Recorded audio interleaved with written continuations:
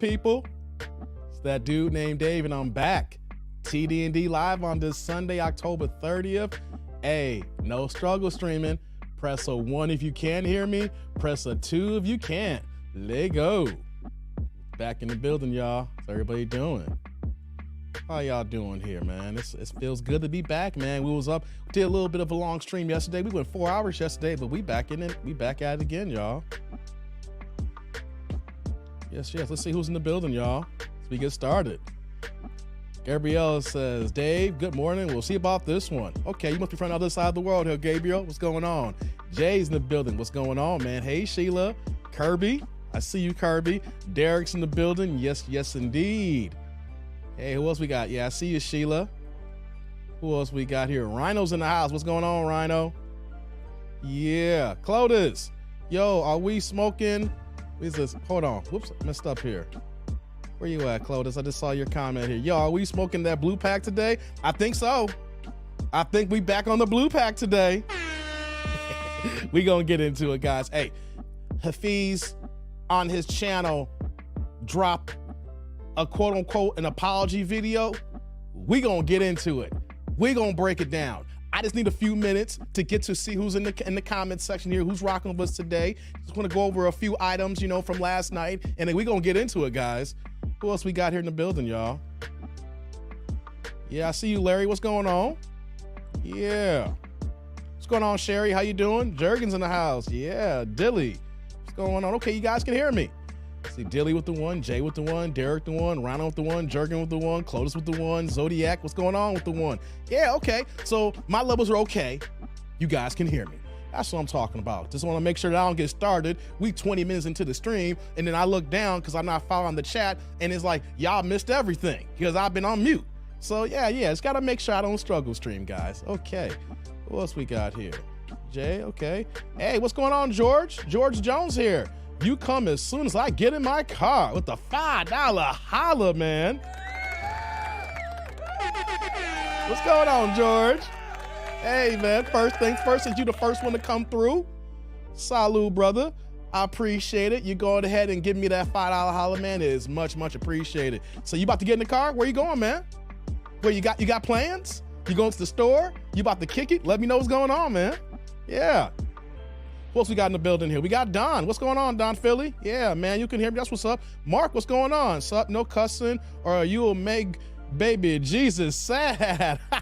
Hey, Mark. Oh, man, y'all remember that from last night, right? Hey, man, I'm gonna turn my music off now. I don't need the music now, guys. We here. The intro's over. If y'all missed yesterday's show, I blocked somebody for having the audacity to talk about don't use God's name in vain. And go somewhere with that crap, y'all. We gonna get into it, y'all. But don't come into my comment section. Don't come into the live chat talking reckless, talking crazy, okay? Because I'm not here for it, all right? Don't come to me about some damn God's name in vain. This is not a religious channel, all right? This is not Creflo Dollar, all right? This is not the Baptist church that you come to on Sundays. Talk about hallelujah. Oh, hell no. No, we ain't doing that here. So if you come with that crap, go somewhere. This is not that kind of show. This is not that kind of energy. This is not that kind of environment. You know what I mean? So yeah. Y'all said it yesterday. I had to block somebody for this crap, So yeah. What else we got here? Oh, check it out, man. We got MOP in the building, man, with the $2 holla. Oh, man, MOP, my own perspective. How you doing, brother? Yeah, salud, man. I appreciate you here, man. Thank you, man. I appreciate that. That is, you just don't know, man. When y'all coming through and y'all give to your boy like this, man, hey, it makes it easier for me to come back and trying to find topics day after day after day, because besides me being sick, your boy's just been coming here and just dropping content every day. So I appreciate that, brother. Sherry's like, hit the like button. Yeah, come on, guys. Here's the situation here. I appreciate the supers. They're much appreciated. They help me, to pay back myself for the equipment I'm buying and reinvest into the channel and other miscellaneous things I got to do, like I pay for monthly subscriptions for other items that you guys don't see behind the scenes, but I really need the likes. If you walk into the building, you watch my content, you watch my videos, just click on that like button, man. It helps the YouTube algorithm. That's all I'm asking for. You guys give extra, hey, man, that's the cherry on top, so I appreciate that. Just want to put that out there. Besides just me or any other content creators that you rock with here. Who else we got in the building here? Who else we got? Yeah, the Dilly's like, how about them Cowboys? Yeah, they gave my Bears an ass whooping. God dizzle. Yo, the reason what we had this week today is the reason why I don't do fantasy football no more. Man, Dallas up almost a 50 burger on the Bears today. I didn't catch the beginning, right? I was watching, so oh man, we made a little run in the second quarter. We got it down to we were like in a 10-0 run. We got the touchdown, the field goal to end the half off. But man, that second half was something of a shenanigans. Lord have mercy, man. This is why I don't do fantasy football anymore. And this is why I say I'm a sports fan and not a diehard fan anymore. Because real fast, guys, is it me or is football, do we call this parody or do we just call this subpar play this year? Because all I'm seeing is some subpar play. You know what I'm saying? You can call it parody. I see 3 or 4 top teams and everybody else is booty. All right? Hey, real talk, guys. There's about 3 or 4 top teams and everybody else is just straight booty. So imagine trying to pick from this fantasy lineup of all these teams just up and down, So man, I'm just glad I'm not in that hamster wheel of the fantasy game, man. So I wonder how y'all doing, how y'all squad's doing in the chat. Let me know if y'all watching football, how do y'all team do today so far? As we go into the second part of the games this afternoon here. What else we got in the building here? Yeah, George is like, bringing my son back to college. Oh, that's what's up, George. Yeah, you got your son in college, man. You got to do that trip. I get you, man. That's what's up, man. That's what's going on. What else we got here? Close like Creflo Dollar. Yeah, that's what I'm talking about, man. Come on. People literally be emailing me, guys. People be coming into the chat section you saw yesterday. I'd be something in the comment section. Like, y'all don't get it. You can't witness the word of God to me. I have forgotten more Bible than you probably. Don't come to this channel here trying to witness the word of God and salvation and stuff like that. Man, this is YouTube. We think this is, man. So I swear, people are glutton for punishment, man. I swear. What else we got here, y'all? This is the Ain't-ish congregation. They need to act accordingly, says Jay. Facts, brother. Facts. What else we got here? I'm just scrolling down here. StreamYard acting funny. Philly is 7-0. MOP says, yeah, man, Philly. Guys, I don't understand why most football teams don't do this here, right? Well, Philly, they drafted Jalen Hurts in the second round. They already had a quarterback. What was his name that they got rid of? He keep bouncing around right now. He was with Philly, and then he was with Indianapolis, and now I can't remember where's he at now. But, they bounce around. But if you draft the quarterback high, first or second round pick, right? You got to give that kid some weapons while you have the cost savings of a first round, let alone a second round pick. Because once you got to pay those quarterbacks, you got to pay them. Like average salaries, 30 to 35 million. If they're in a top 10 quarterback with that extension, you're paying 9 figures in contracts, right? You're going to be paying over 80 million in guarantees. So before that extension, you're going to have him on that rookie deal for at least 3 or 4 or 5 years. Why don't they invest into a top-notch wide receiver?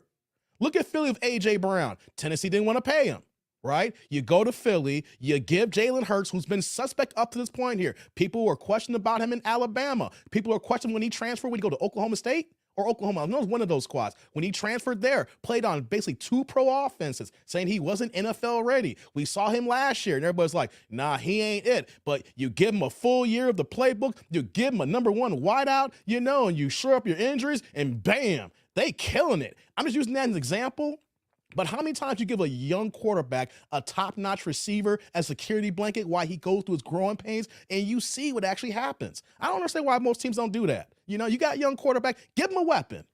Either you got to have a top-notch back or you give him a wideout. I prefer the wideout because he needs to learn to throw. You know what I'm saying? So shout out to Philly. I'm not even a Philly fan, but they doing their thing, man. They're doing their thing. That's just my thing. Am I wrong as a football fan? Is my assessment off? Just saying. We're going to get into Hafiz in a second here. Let me go to this, who's in the chat here. That's just my 2 cents on a Sunday.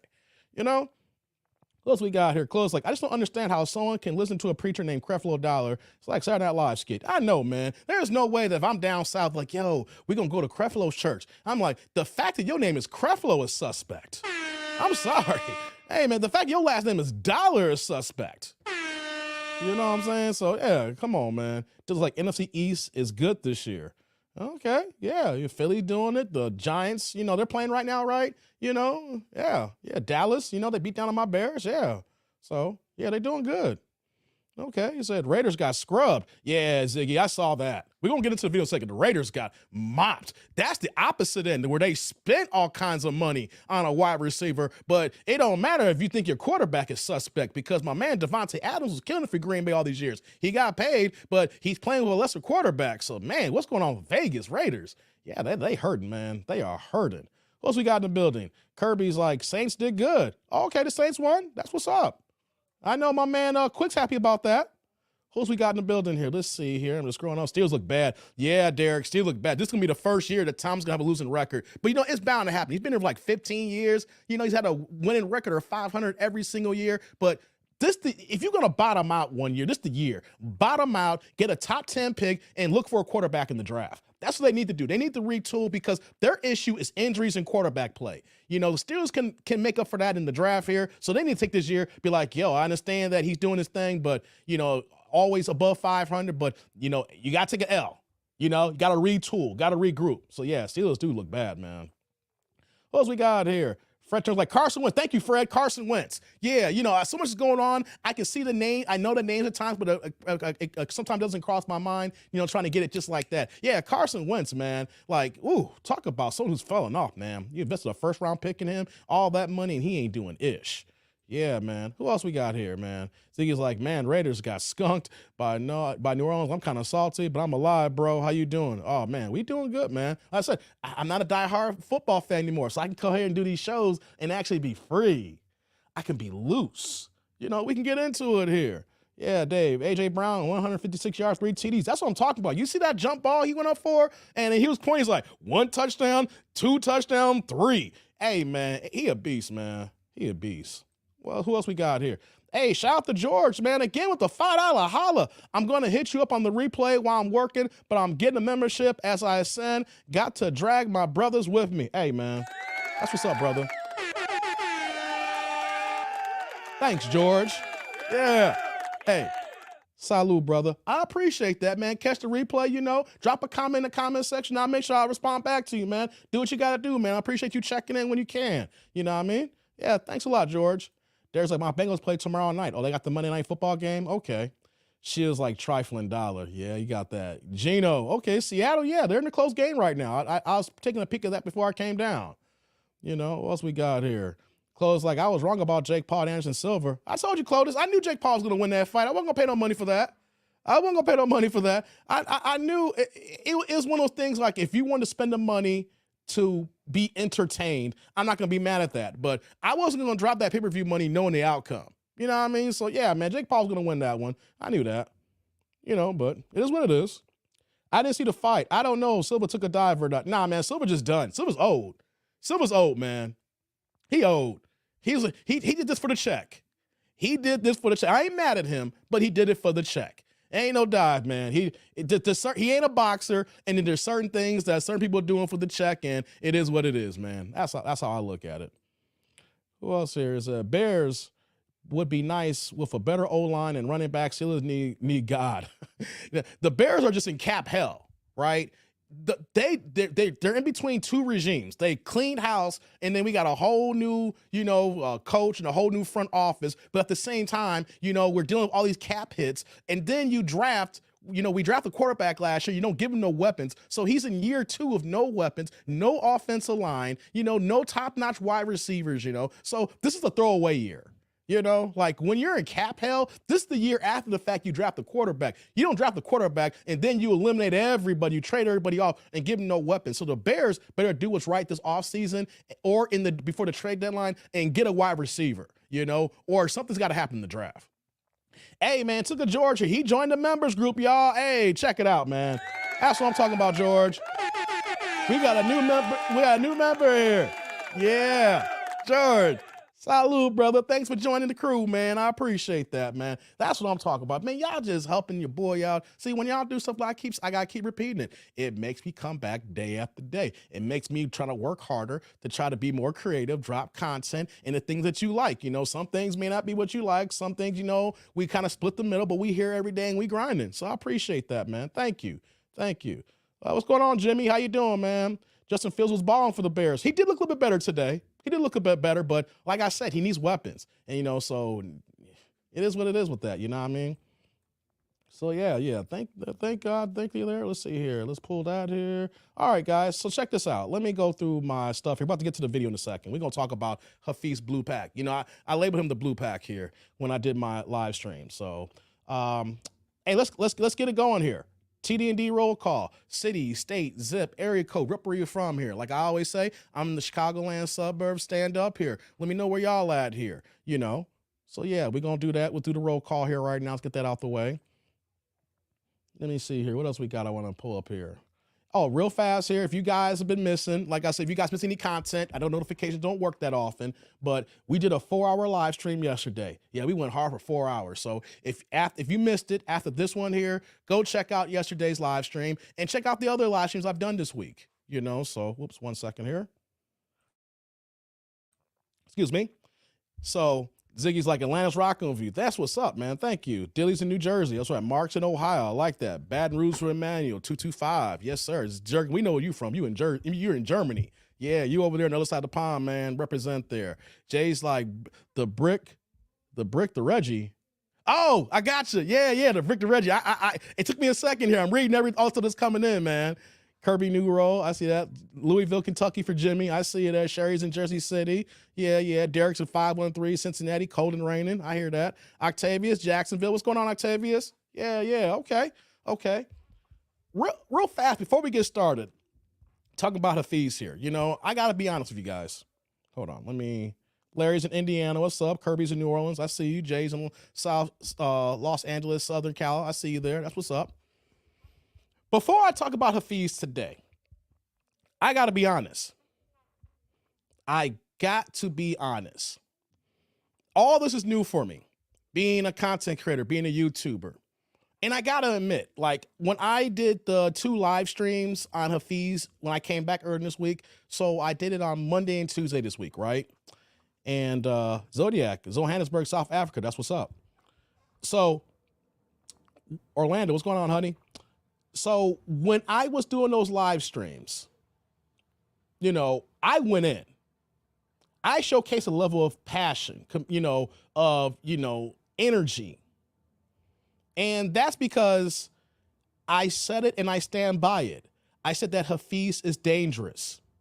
I'm saying that he thinks he's doing good, but in the long run, he is doing more hurt than good. But here's the thing though, guys. I've only been on YouTube for about 8.5, about to be 9 months. But I've only been live streaming consistently for the last few months here. And so when you live stream, everything happens. It's all organic spark here. You know, there's no replay for me to go back and edit it out, or I can say, you know what, let me go ahead and re-record this because I don't know about this here. I'm saying all to say that as a man that I strive to grow every day. I strive to be better every single day. I say all to say that I went in those 2 live streams, but there's levels to going in. Like you can cook, and when you're cooking, you know, the food is prepared, you know, and it's well done and it tastes good. Then, depending on what you're cooking, then you can say, you know what, though? I want to get this one a little bit extra grizzle. I want this to be extra crispy, you know? I want to just give it just a little bit extra on there because I like that grizzle, you know? I like a little bit of char on my steak, you know? I like that. And then there's overcooked, overdone, you know? And I have to admit, there were moments on those 2 live streams where I went overdone. Like, I don't disagree with what I said. I own up to everything I said, but there's ways of saying it, right? There's ways of saying it. So I do watch my old content. I have to when I make shorts, you know, and I try to get better every single day. So I watch my live streams, you know, I pick apart, I try to nitpick so that I can be a better performer. I can be better in my delivery. I can understand what I'm saying here, right? So I'm saying all that to say I don't disagree with what I said. I just went too far in certain moments to the point when I was watching it back and I was like, ooh, dang, I said that. Oh, I was like, ooh, ee, ah. I was like, I ain't wrong, but damn, Dave. It's like, oh, Lord have mercy. You know, Zig's like, nope, we want Hafeez flambe. I hear you, Zig. I hear you. I can still cook somebody. I can still make my point without going so far where it looks like I have a personal agenda. You know, there's ways to cook somebody to give them that work without looking like I have a hidden agenda, like I know them personally, or I'm just out for the attack, right? And that's what I noticed, but it's so new for me here. And I'm not making excuses. It's just the fact that I just want to bring this to the tribe to let you know that, hey, I watch what I say here. I play back and I watch it over again. And you know what? Your boy kind of went just a little bit extra in moments. Not the entire time. There were moments, there were pockets. And then, you know, and here's the thing. I didn't curse that much. You know, I didn't go ahead and went like expletive, you know, Eddie Murphy Raw, Richard Pryor in the Sunset, you know. I didn't do none of that. Like there's a few curse words here and there, but I recognize that there are ways to have better to delivery. We can still cook. We can still get them, right? But I gotta do better. And the reason why I'm saying that I gotta do better is because I don't want that same, you know, I'll take if you come back at me, I'll take that same energy. But I just want you guys to know that I'm evolving, I'm growing, and I'm understanding, I'm learning. So we can, and then the whole idea is that we can get on people, but then there's ways to get on them, you know? It'd be one thing if I was it's one of those rants in certain pockets where that if I was living around close friends, or I'm in my crib, or if I was at the barbershop with only a few people who I was cool with, the kind of rants at that part, I can understand. Jay's like, if he dies, he dies. Oh, that's a good one, man. What's going on, Kiki? How you doing, man? Happy Halloween, everybody. Yeah. There's ways to do things without looking like I have an agenda, right? I want to be able to have a platform where people come to me knowing that I'm right, I'm passionate, and I'm right when I'm doing, so I've done my homework. But at the same time, though, it doesn't look like it's a hidden agenda where like, yeah, that dude only goes at him. He must know him personally. He got a bone to pick with him. He got beef, you know, whatever the case, right? And so I'm 42 years old, about to be 43. I got to understand certain things. I got to understand there's levels to it. There's, you know, so, you know, I'm not taking back what I said. Just want you to know that. I'm just taking back what I said. And for me, when I went back at those live streams, the only way to correct that if I took the whole live streams down. And I'm not doing that. It was not it's not a situation that was worthy of taking down. It's one of the things that I'm a grown man. And I know how to articulate myself without saying certain things that wasn't worth it. Now, if somebody came for me, and then I was responding back in the rebuttal, then all bets are off. But this is just me giving firsthand reaction here because he don't know who I am, you know? So I'm not letting him off the hook. I'm just saying that I have to do better, right? I can do better and I still can be entertaining. I still can cook, and all of us here in the chat, all of us here in the tribe can go ahead and do what we want to do to go ahead and, you know, and give people that work. You know what I mean? So yeah, I just wanted to say that off the rip here because Hafeez looks at people in the red pill community as all we are just hateful. We're all vengeful. We don't care about women. You know, it's only one way and that we're not helping people, things of that nature. And so he's trying to come back and he's trying to apologize. And we're going to look at the video and break it down here. But I'm trying to showcase that I'm new on YouTube and I'm older than him and I know I can do better. I can still cook you and still be better. It's the whole point. I can cook you and still be better. You know, I can show better, you know, I'm older and I want to showcase that I am the older, more responsible person here that has a better understanding about men than Hafeez here because he is somebody that doesn't understand. Maybe in this reaction here, we're going to do that. Maybe he has some level of understanding because he's been cooked by every side of the coin. Doesn't matter if you're a woman, you're a guy, if you're a subscriber to him or you never liked him, whatever the case may be, it's been a consensus. Ain't no one agreeing with what he's saying here. So let's see what happens in the reaction that we're going to do with the video and to see if he's turned over a new leaf or he understands his ways here. So let me see, look at the rest of the chat here. I know y'all been talking here for a second. I had to just give that little bit here, you know, because I'm trying to be as real as it gets. And just because you keeping it real, there's times you can be wrong. You know, you can be right and wrong at the same time, people. And that's how I felt. I was like, ooh, I really said that. I was really in. I was like, oh God, So yeah, man, I just wanted to put that out here like that, you know? So let me see what else y'all saying here before we get started here. Are y'all talking about food here? I'm scrolling back up. Jay's talking about coconut shrimp. Hey man, I gotta eat after this, man. I'm starving already, man. I could use some dinner. So if I didn't have this live stream planned out since last night, I would have canceled this to get my eat on, y'all.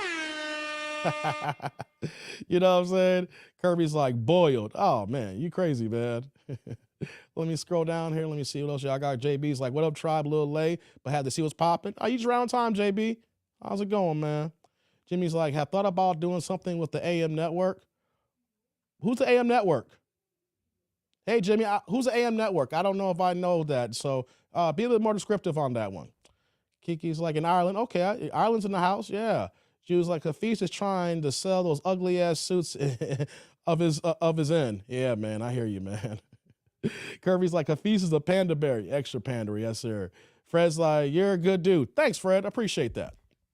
I appreciate it. Come on, get the likes up here. Come on, like, if y'all come in the building, press the like button. See here, I got an email from the lead attorney. Okay, we got a meeting tonight. Shout out to lead attorney. Doing big things, man. Mastermind class. Yes, sir. So, about to get into it here in 1 second here, guys. Give me one moment here. Give me one moment. Okay. All right, cool. We got that here. Hey, before I move on, guys, y'all know I'm a big boxing fan. I just want to give you my 2 tidbits here. ESPN had a card last night. Lomachenko fought. I thought he lost. I'm not even going to do no deep dive. I'm not going no rant about Lomachenko. I thought he lost last night. It was a close fight. I can see how a judge can score 115 to 113 for Lomachenko. I can see how it can be scored 115 113 for Ortiz. Lomachenko lost, y'all. Just saying that. So if the fight's going to be Devin Haney, top of next year, early next year, I'm just going to say this here on October 30th, Lomo is getting worked. There's a reason why he yelled out he's a heavyweight, because Devin is a big boy who's ready to move to 140. He's just sticking around because he wants these fights here. Hey, what's going on, Do Better Podcast? What's going on, man? That's right, get the likes up. I always like your videos, even in stealth mode. Appreciate that, Fred. So I'm not going to go along diatribe. I'm just going to say these couple of items here. We're going to get to the action at hand here with Hafeez. Lomachenko lost, but they gave him the win. I understand that happens in boxing. He's going to fight Devin Haney at the top of the year. I'm thinking March. I'm thinking that they're going to schedule fights close together. Shakur Stevenson's going to make his first fight at 135 at the top of the year. I see him. They're going to schedule his fight maybe a few weeks off from whenever they schedule the Lomachenko-Devin Haney fight, right? I'm going to say this here. Devin Haney, if he sticks to the same game plan, he going to work Lomachenko the way he worked Kambosos. He going to give him that stiff jab. He going to stay on the outside, and he going to use his athleticism to give him that work. And then we're going to see the fight that we really want to see is him, Devin Haney, against Shakur Stevenson. That's the fight if he doesn't move to 140. But I just want to say this here before I move on here. Lomo lost. He looked every bit of 35 years old.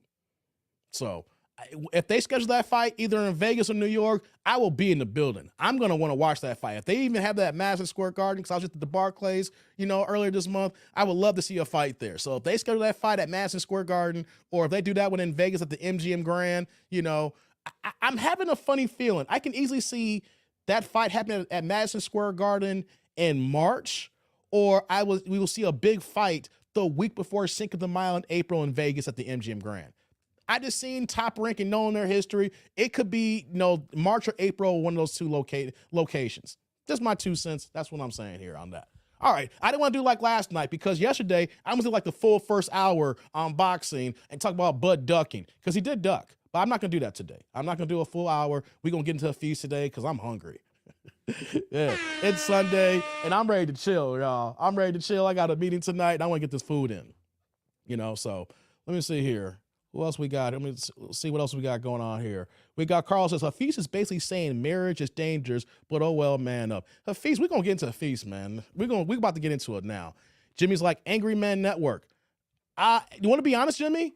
I'm not aware of Angry Men Network. Let me put a note here. Let me look up their content after this show today. After I'm done live streaming, I'll look them up. I've heard of Angry Man.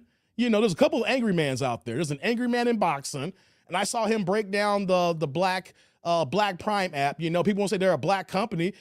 Technically, we know they're not a black company. They have a black CEO, but wait, listen, they're not a black company. We had some dude who was breaking that down. And then there's another Angry Man in the red pill / black manosphere community, So I'll look up that, Jimmy. Appreciate that, man. I'll check and look into that, Jimmy. I'm ignorant on that. So Thanks for putting me on. I'll see what they got here. Oh, check it out. We got Maggie, the substitute teacher, in the house here with the $2 holla for the mastermind support. Go, Dave. Oh, Maggie's in the house. Oh, man. Hey, Maggie, first thing first here. Salud. Thank you. Maggie's dope. I appreciate Maggie. She's so sweet and kind. She got a dope channel. She be cooking things up. You know, I'm gonna see you tonight on the Lead Attorney's stream here when we're gonna talk it up later. But thank you, Maggie. Maggie is great. Like I always say here, click on her link, man. And if you haven't already, subscribe to her channel. You know, she gives great presentations when she is, you know, doing her food, you know, and how she's breaking it down and she's showcasing it. Hey, man, yo, show support to Maggie, man. She's great. Can't wait to see you later on tonight. Hey, what's going on, Mike? How's it going? Yeah. How's it going here? Let's see here who else. Kirby's like, Angry Man is okay. Okay, Kirby. Like I said, I'm gonna take a look into Angry Man. What's going on, Mike? How you doing? Yeah, we got to powwow and chop it out, brother. You know, I had a busy weekend, bro. Like I said, I had to do a lot of things, man. Had to do a lot of things going on. You know, it was family duty, and I barely, like the stuff I'm planning for the channel, I couldn't do what I wanted to do this weekend. So what's going on, Terrence? Okay, guys, let's get into it. Let's get into it. Now, Hafeez from the Roommates dropped the video on his channel. He wanted to explain himself regarding everything that happened with his collaborations with the interviews that he did on Valuetainment with Coach Greg Adams. And then there was another video, of course, where he did a collab with Pearly on Just Pearly Things on YouTube channel. And I'm not going to go too deep. Most of y'all watched me. We did the two, you know, live streams. We went like almost 5 hours combined on him, but everybody else was cooking him. You know, Lead Attorney cooked him. You know, Anton Daniels been interviewing Pearly and been talking about it. I've seen O'Shea Du Jackson has been going in on him. So it's been a consensus. He doesn't have, only allies I can see that's with him is his own roommates, you know, channel or the standard that he set up here, another group that he has going on here. But it's been a consensus, whether you hate him or you like him, you're a subscriber, you never heard of his content, everybody's basically saying the same thing. This guy has no idea what he's talking about. This guy panders, and this guy talks in circles. We don't even understand what he's saying here. But he had a rough 2-3 weeks, right? 2 weeks, I'll say, 2 weeks and change. So he wanted to get in front of the narrative now, and he wanted to issue an apology and speak his 2 cents here.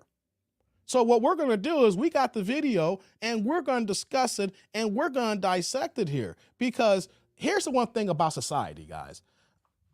People love a redemption story. I'm not saying I'm giving him the redemption. People love a redemption story. In society, whether you're a big-time YouTuber, you're an athlete, you're an entertainer, whatever it is, you're a rapper, singer, you know, excuse me, that we know we build people up, we like them, we see them, then people put their foot in their mouths, and then they try to cancel them. And then from that point on, people want to see you apologize, or AKA, they want to see you kiss the ring. You know, they want to see if you're humble, and then they want to go back and support you again. That's how, you know, American society is. You know, if you F up, we want to see you own up that F up. We want to see you take accountability. We want to see if you own your actions, and then we can move forward and rock with you. That's not how I get down. That's not how I rock. But I was telling Mikey, that's what Kanye's probably trying to do right now. Mike, didn't I call this here that Kanye would start apologizing, and then some of the people who were talking bad about him would accept him again? Like, now he's backtracking on his George Floyd comments.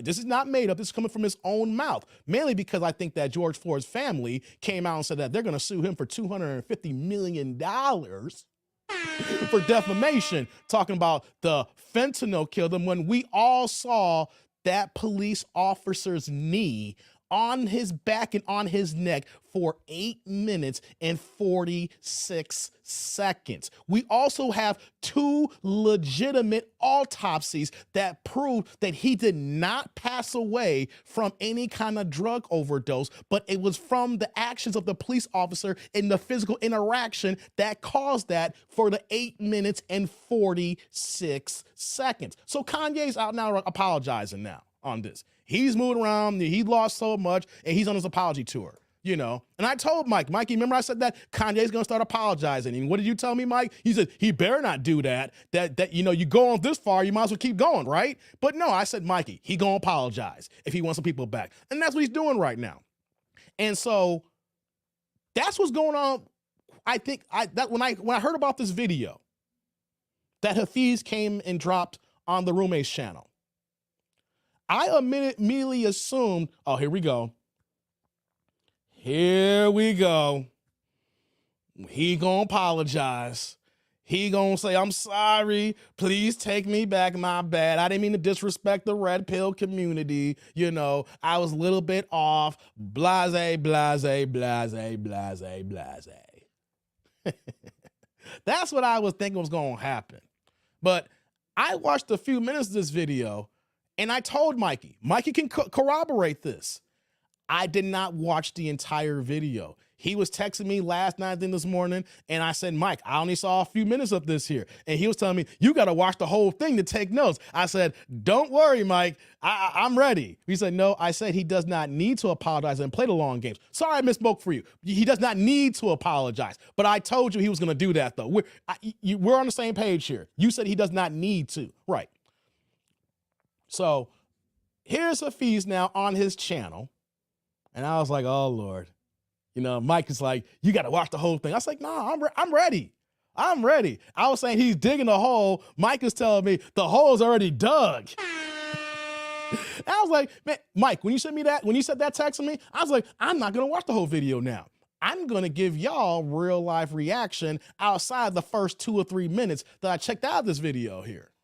You know, so we're going to get into it right now. It says, Dilly's like, Kanye got stripped of his billionaire status and then got kicked out of the Skechers building. Yeah, that was crazy, man. He gonna try to show up the Skechers building the next day impromptu. They kicked his ass out the building. You know, hey, man. Yeah, hey, he brought it on himself, man. I'm not gonna comment much on Kanye today. I'm just gonna say this here. I said the man is sick and there's levels to sickness. And he brought this on himself. So that's what I'm gonna say about Kanye today. Kirby's like, word salad for real. Terrence like, Hafeez is a fruit pop. Dang, y'all starting already. I didn't say this, y'all saying this. We about to get into it, y'all. We about to do this right now. Let's get the cooking here. Hey, what's going on, CF? How you doing? Yeah, she was like, although he lost billions, he's still a billionaire though. Hey, he's still rich. Here's the way I look at it. I don't wanna look at my last comment on Kanye, then we'll get to Hafeez here. Just let you know where I stand on the apology tour and how people are moving when they really believe on what they stand in their morals, things of that nature, right? I'm just gonna say this here. You know, Kanye is still rich. He may not be a billionaire, but let's just keep a buck here. Forbes said he's listed at 400 million. I say he's worth more, about 500-600 million. Forbes never get it right. They don't know all your assets. They don't know all your holdings. They have a general idea of what you got that's actually out there. But outside of that, they don't know everything. So I'm gonna say he's worth like 500-600 million, right? Only thing that Kanye can't do with 500 million being compared to, he said he had like 5 or 6 billion. Some reports say he was worth 11 billion. He keeps saying that he was or is the richest black man ever. But with between 500 million and let's say 5 billion, the only thing you can't do is buy a sports franchise. If you're worth 500 million, you can buy anything you want.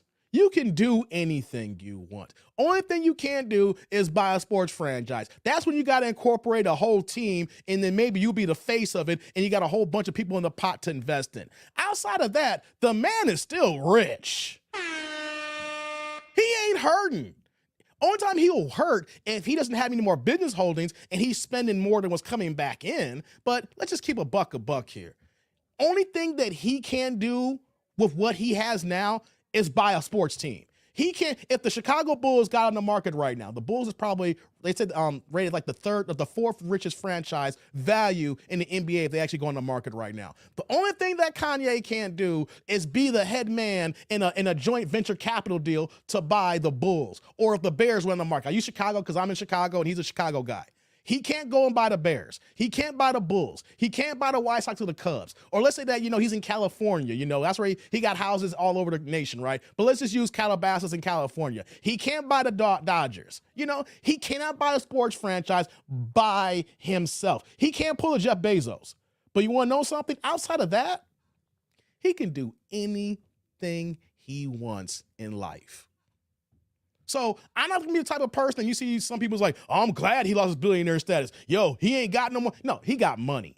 He just ain't filthy money no more. He's dirty money. Just want to state that for people who want to get on him. He's no longer filthy. He's just dirty. Either way, you still got the stink on you. He's still rich. So that's why I want to stay on that here. Because people want to, I'm not wishing his demise and downfall, but the man is still rich. 500 million, 6 billion. Yo, man, you still could shut down the mall. Like he talked about, he can still go ahead and buy a couple of Birkin bags. Or like you said, for a girl, he's like, yo, I'll buy you a house for a quarter for $250,000. That's nothing to him. He could buy a girl a crib. He can buy some Birkins and it ain't gonna hurt him. So that's the way I look at that here. He's still rich. Maybe he is getting canceled. He's still rich. He still can buy any house he wants. He still can travel anywhere he wants to go to. And you know what, though? Even though we look at Kanye as a sick person, because he's dealing with some issues, and we look at him as also a blue pill guy, he's still going to get any girl, almost any girl he wants. Now, they may not be in there for one reason, just to get in, get out, and see what they can clout chase, but he's still going to be able to smash. He's still going to be able to glaze buns. After all said and done, the man is still rich. And we forget about that. What else y'all saying here? Let's get into it here. Hafiz looks like he's trying to sell you some insurance. Damn, Clotus. So he's like, yeah, he's still rich and still one of the most influential fashion icons. Yeah, man. Fred's like 6.6 billion. Yeah, I heard that number too. Carl's like, Kanye will never be broke. No, he won't. I don't think so. He made losses in valuations, but remember, Chase Bank basically kicked him out saying, you go ahead and take your $230 million out of our bank. We don't want it here. So the one thing we do know, he got over $200 million in cash that he's got to find to put into another bank. Whether it's Bank of America, or he goes to, bank, BMO or whatever the case may be, whatever the case. He still got over $200 million in cash. That's why we got to look at it. The man's still rich. We can clown him all you want, but he's still rich. He can buy a WNBA franchise. Dilly, he can buy the entire WNBA. Now, I heard that they have the evaluation at $1 billion, but he worth $500 million. You can't say that he can't get no loans, and some business entities will go against his own holdings to go ahead and buy the whole WNBA. He don't need to buy a team. He can buy the whole the whole league if he wanted to. Mike's like, he can buy a pickleball team like LeBron. Yeah. Anybody can make Gap stocks up or down 300 just by tweeting. It's a god. Yeah, I hear that here. 10 plus sounds, how you doing, man? He got money for days. Elbow cough. Yeah, he do. What's going on, Tony? How you doing? Let's see. Honey's like, freedom of speech comes with a cost whenever someone goes on an apology tour, but I question if they're even truly sorry. Good point there, honey. I don't believe when people go on an apology tour. I don't believe them. But we know what the result's going to be. You apologize enough, you kiss enough rings, you'll be back. He'll be back. Let's see here. Who else we got here? More money, more problems, says CF. That's right. So let's get to the video, guys. Let's look at Hafeez's reaction to all the backlash that he's been dealing with since those two collabs. Talking to Coach Greg Adams on Valuetainment channel. Talking to Pearly on Just Pearly Things. Let's see what he's talking about from his standpoint here. Let's see if he is truly sorry. I'm not here to judge anybody. I'm just here to give my honest commentary, my honest opinion on the situation here. I don't know him personally. I don't have a pony in this race here, right? But I'm just going to be honest in my assessment here. So let's go ahead and get into it now. Let's see what Hafeez Blue Pack is talking about here. He says, Kiki is like, he could buy a lot of condos in BGC with that. Yo, man, he could run the Philippines, Mike and Kiki. If he wanted to go over there. Man, Mikey, that exchange rate was just the 200 million in cash. Mikey, what could he do with 200 million American dollars cash and took it to the Philippines? No doubt, man. She was like, they apologize that people can shut up about it, but still believe what they believe is right. That's true. Zeke like, I could buy W18 too, but I'm going to spend that money on the Philippines plane ticket instead. That's what I'm talking about, Zeke. Yes, sir. All right, guys, let's get into it. Let's pull up this Hafeez video, and let's see if he's talking logical this time. Let's see that if he's not talking in circles. So let's get to it. Hold on. Before I do that here, I got to fix this here. Let's do that. Yeah, we got that. All right, guys. Here we go. Let's get into it now. Fellas, hope you guys are having a great day today. I wanted to take today's video to address a recent podcast I did with my guy Adam, as well as with Pearly Things, as well as to address the Red Pill community personally. This video is for you guys. Since I was 19 years old, I dedicated my life to one singular purpose.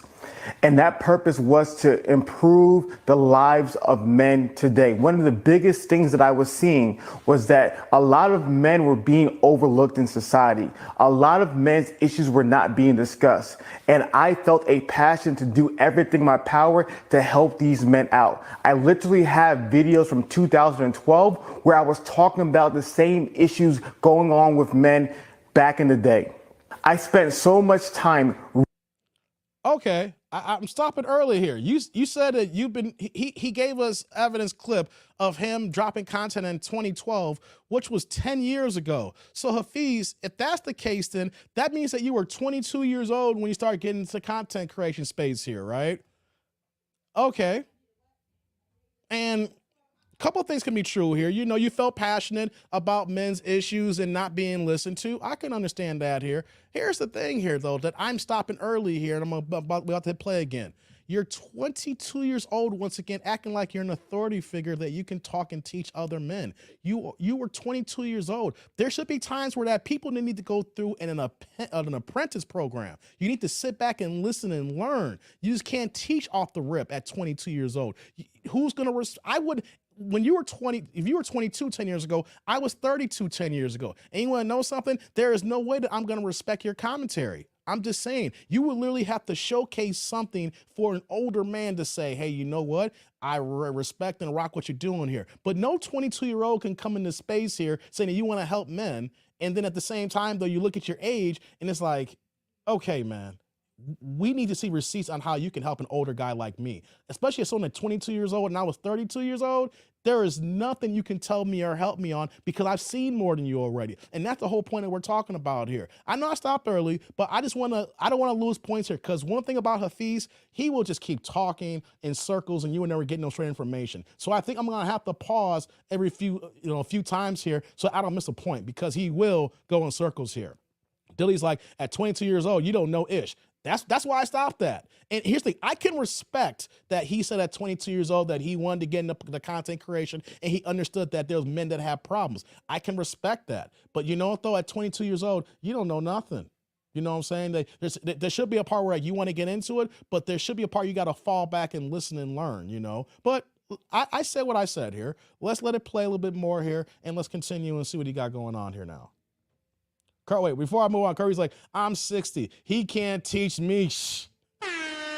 That's the point I'm talking about. See, Kirby, you older than me, right? You know, I may say some things, you know, you might look at me saying, who's this 42-year-old could say what? But at least you can understand what I'm saying here because I have no problem falling back or taking L's, you know, because if someone's older than me, Kirby, I respect you that you're 60 years old. If anything, I might ask you some questions because you got 18 years on me. So there is an additional 2 decades of experience, wisdom, understanding. Where that, you know what though? I know what I know, but you at 60, Kirby, I might pick your brain because I don't have that much hubris to think that I know more than you. I'm gonna respect you in the years you've been here ahead of me. So that's what I was saying here, how Kirby had to co-sign that, how when you're younger, you gotta be able to read the room when people are older than you and you're trying to be an authoritative figure on trying to help people out. Her like, anytime ask. Oh, I got you, man. Not right now, of course. We're doing this here, but no doubt, man. You come to these live streams, Kirby. We're gonna chop it up, man. No doubt. Yeah, no doubt. So let's continue here. Reading books about improving the lives of men. I spent so much time watching content about how to help men. And a lot of things I agreed with and a whole lot of things I disagree with. But what I loved about all these authors and content creators that I watched was all of them had a desire to transform the lives of men. As long as you're trying to help men, that's all that matters to me. Years later, I stumbled upon the Red Pill content, and I genuinely was intrigued with Red Pill content when I found it. But what I really loved about the early Red Pill content that I was watching was that a lot of the content was focused on accountability and giving men practical tools and resources to help transform their lives so they were not in the same cycle that they were in currently. And though I never fully agreed with the Red Pill content because of the logical inconsistencies, and though I never defined myself as Red Pill, I have respect for what they were doing. But as the years... That was a lot there. He said that he had respect for the Red Pill community and he understood what was actually going on here. Just wanted to pause that, let that soak in what he says here, because you know Hafeez can talk a lot. Now let's see what he's going to say now that even though he said he respected the Red Pill community, let's see what he's going to say now regarding that here. Progress. I begin to see a shift in the content. I begin to see the content shift to more towards nihilism, more towards negativity, more towards cynicism. It was less about actually helping men and was more about simply bringing up everything wrong in today's world, especially with women. Let me pause that here. This is word that you being young and not understanding the words coming out of your mouth, that you should double check what you're saying here. Look at your notes before you move on here. Now, he said that he noticed there was a shift and it all became negative, all about nihilism, and it's talking about all the problems that's going on in society. Here's the thing, though, Hafeez. We have to talk about the negative items. We have to dive into things here. You cannot get a conclusion. You can't get results unless you understand the problem. Jay, like, you disagree with something you agreed with. What do you mean, Jay? Intrigued, but went against it. All right, big dog. Okay, I see what you're saying. A lot of chats going on here. Right, I see what you're saying here, Jay. Sorry, I got a lot of comments here. I was just talking out loud here. You see what he's saying here? He's saying that it's all this negativity. I remember I had a debate with a family member who did not want to hear the negativity, did not want to hear the problems that's actually going on in society. And he says, want to get to solutions, they want to get the answer.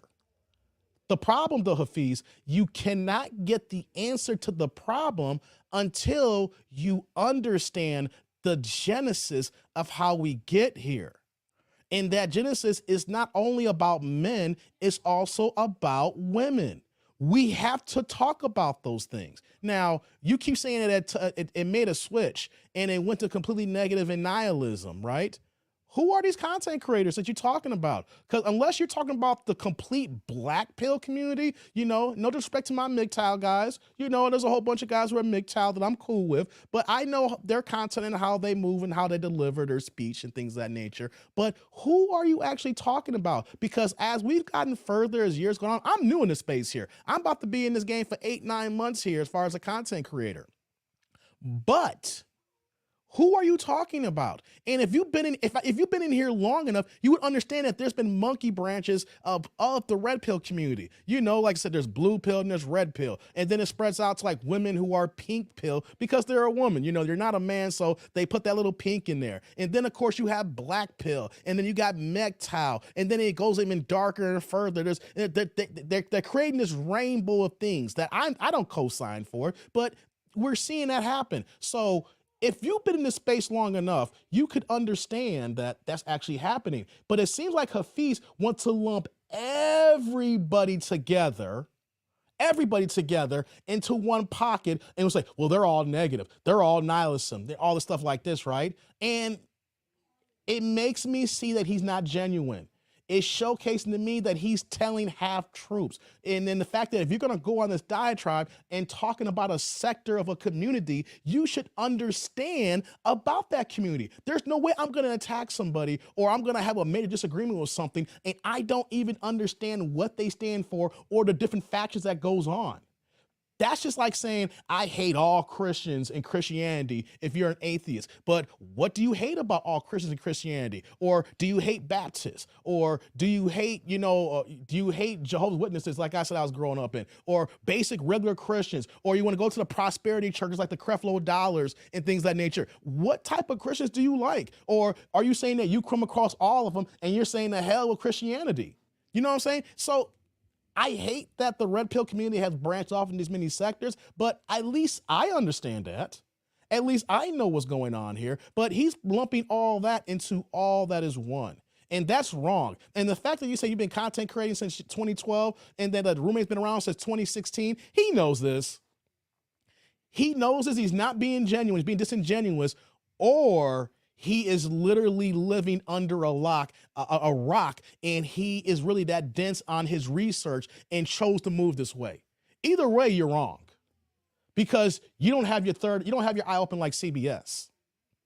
That's the way I look at it, because before I got into this space, I didn't know everything that was going on here. I felt a certain type of way, and I was like, I'm gonna deliver my content this way, but I started looking at other content creators and started understanding what was going on and talking to Mike, and me and Mike had a whole bunch of conversations about the different levels of red pill and the content creators that's in. I did that, and I've only been in the game for 8 months. You've been in the game for years.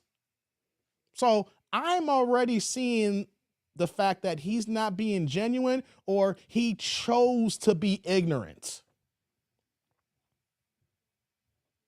That's the way I look at it. Either he chose to be ignorant, or he knows and is being disingenuous. Let's continue. And what I saw, what this content was doing, was the content was turning men into what we call BRCs.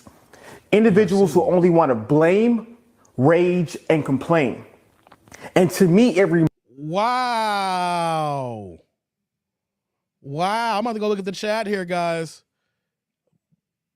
Did you just hear what this man just said here? I don't know about you guys, right? But I would assume that if you follow my content, then you follow the content of other content creators like me. What's going on with us, Doc? How you doing? Rage? Blind? Control? Jurgen's like, I'm sorry, but he's a super simp, and I don't believe his arrogant young guy at all. Y'all going in here. Hold on. Let me scroll up here. Y'all going in, guys. Hold on. I don't want to miss what y'all saying here. Hold on, guys. Give me 1 second. Kirby's like righteous pill. Imagine Frederick Dulles said, I used to agree with slaves, but they just kept being negative. Oh, wow, Zick. Confusion, that's true. Before KS, I had zero idea what men thought. Kirby's like, I hate the supremacy. Okay. I don't know how that got in. I hate Jim Crow. Okay, I see you going in, Kirby. Yeah. Oh, my God. He's throwing blanket arguments out here. Because I don't see, like, have you guys heard me talk like that before? Whether I was in the beginning doing my Kevin Samuels reaction videos, reacting to Kendra G videos, or miscellaneous reaction videos, or my 3, 4, 5 hour live streams. Do you see me talking like this? What he's talking about here? I know my content. I know the words that are coming out of my mouth. I've never spoken like this. And the people who I follow, who I watched before I got into space, and the people who I still watch now that I'm in this space, I don't hear them talking like that. Who talks like this, tribe? If you guys know someone who's a content creator that's moving the way he's talking about, post in the chat. I need to know, because I don't know these people. I don't follow that here. And my algorithm shows me a whole bunch of different red pill content creators, whether I like them, whether I agree with them or not, whether they're in the white manosphere space or they're in the black manosphere space, whatever the case may be. I don't know these items here that he's talking about. Put me on game. Who are these content creators? Because I don't know them. I had never watched their videos, and I haven't seen it. You might want to say the old school days of AMS, but hey, man, was AMS wrong? You interviewed AMS. So I'm just kind of curious, who is he talking about? Who is this message to? Who are these content creators that he is describing? Because I don't know them. He's using the lynch letters method, in my opinion. Not the rage, honey says. Talking out of his ass, TOHA. YouTube's a hell of a drug. I trust a fish who map the ocean floor with SpongeBob more than I trust his words. Damn, y'all going in. All right, let me play. Let's continue here. Let's see some more what he's saying here. Reminded me a lot of what modern feminism has evolved into. A community of women where all they want to do is blame. Wait. Before he gets on his rant, he's trying to say that the red pill community is on par with feminism?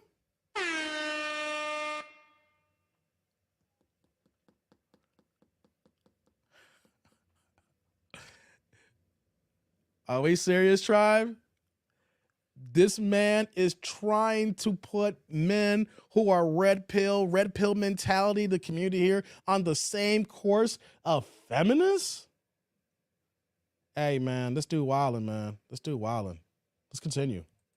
Blame, rage, and complain.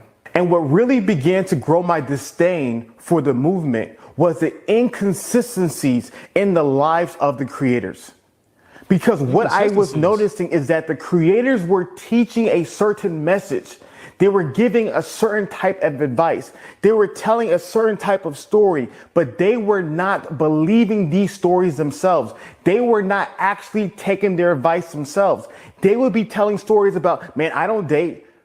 I just have sex. But these men were in actual relationships. These men were giving advice and talking about all the horrors of marriage, while these men were in happy marriages themselves. And so to me, Now, I will say this here.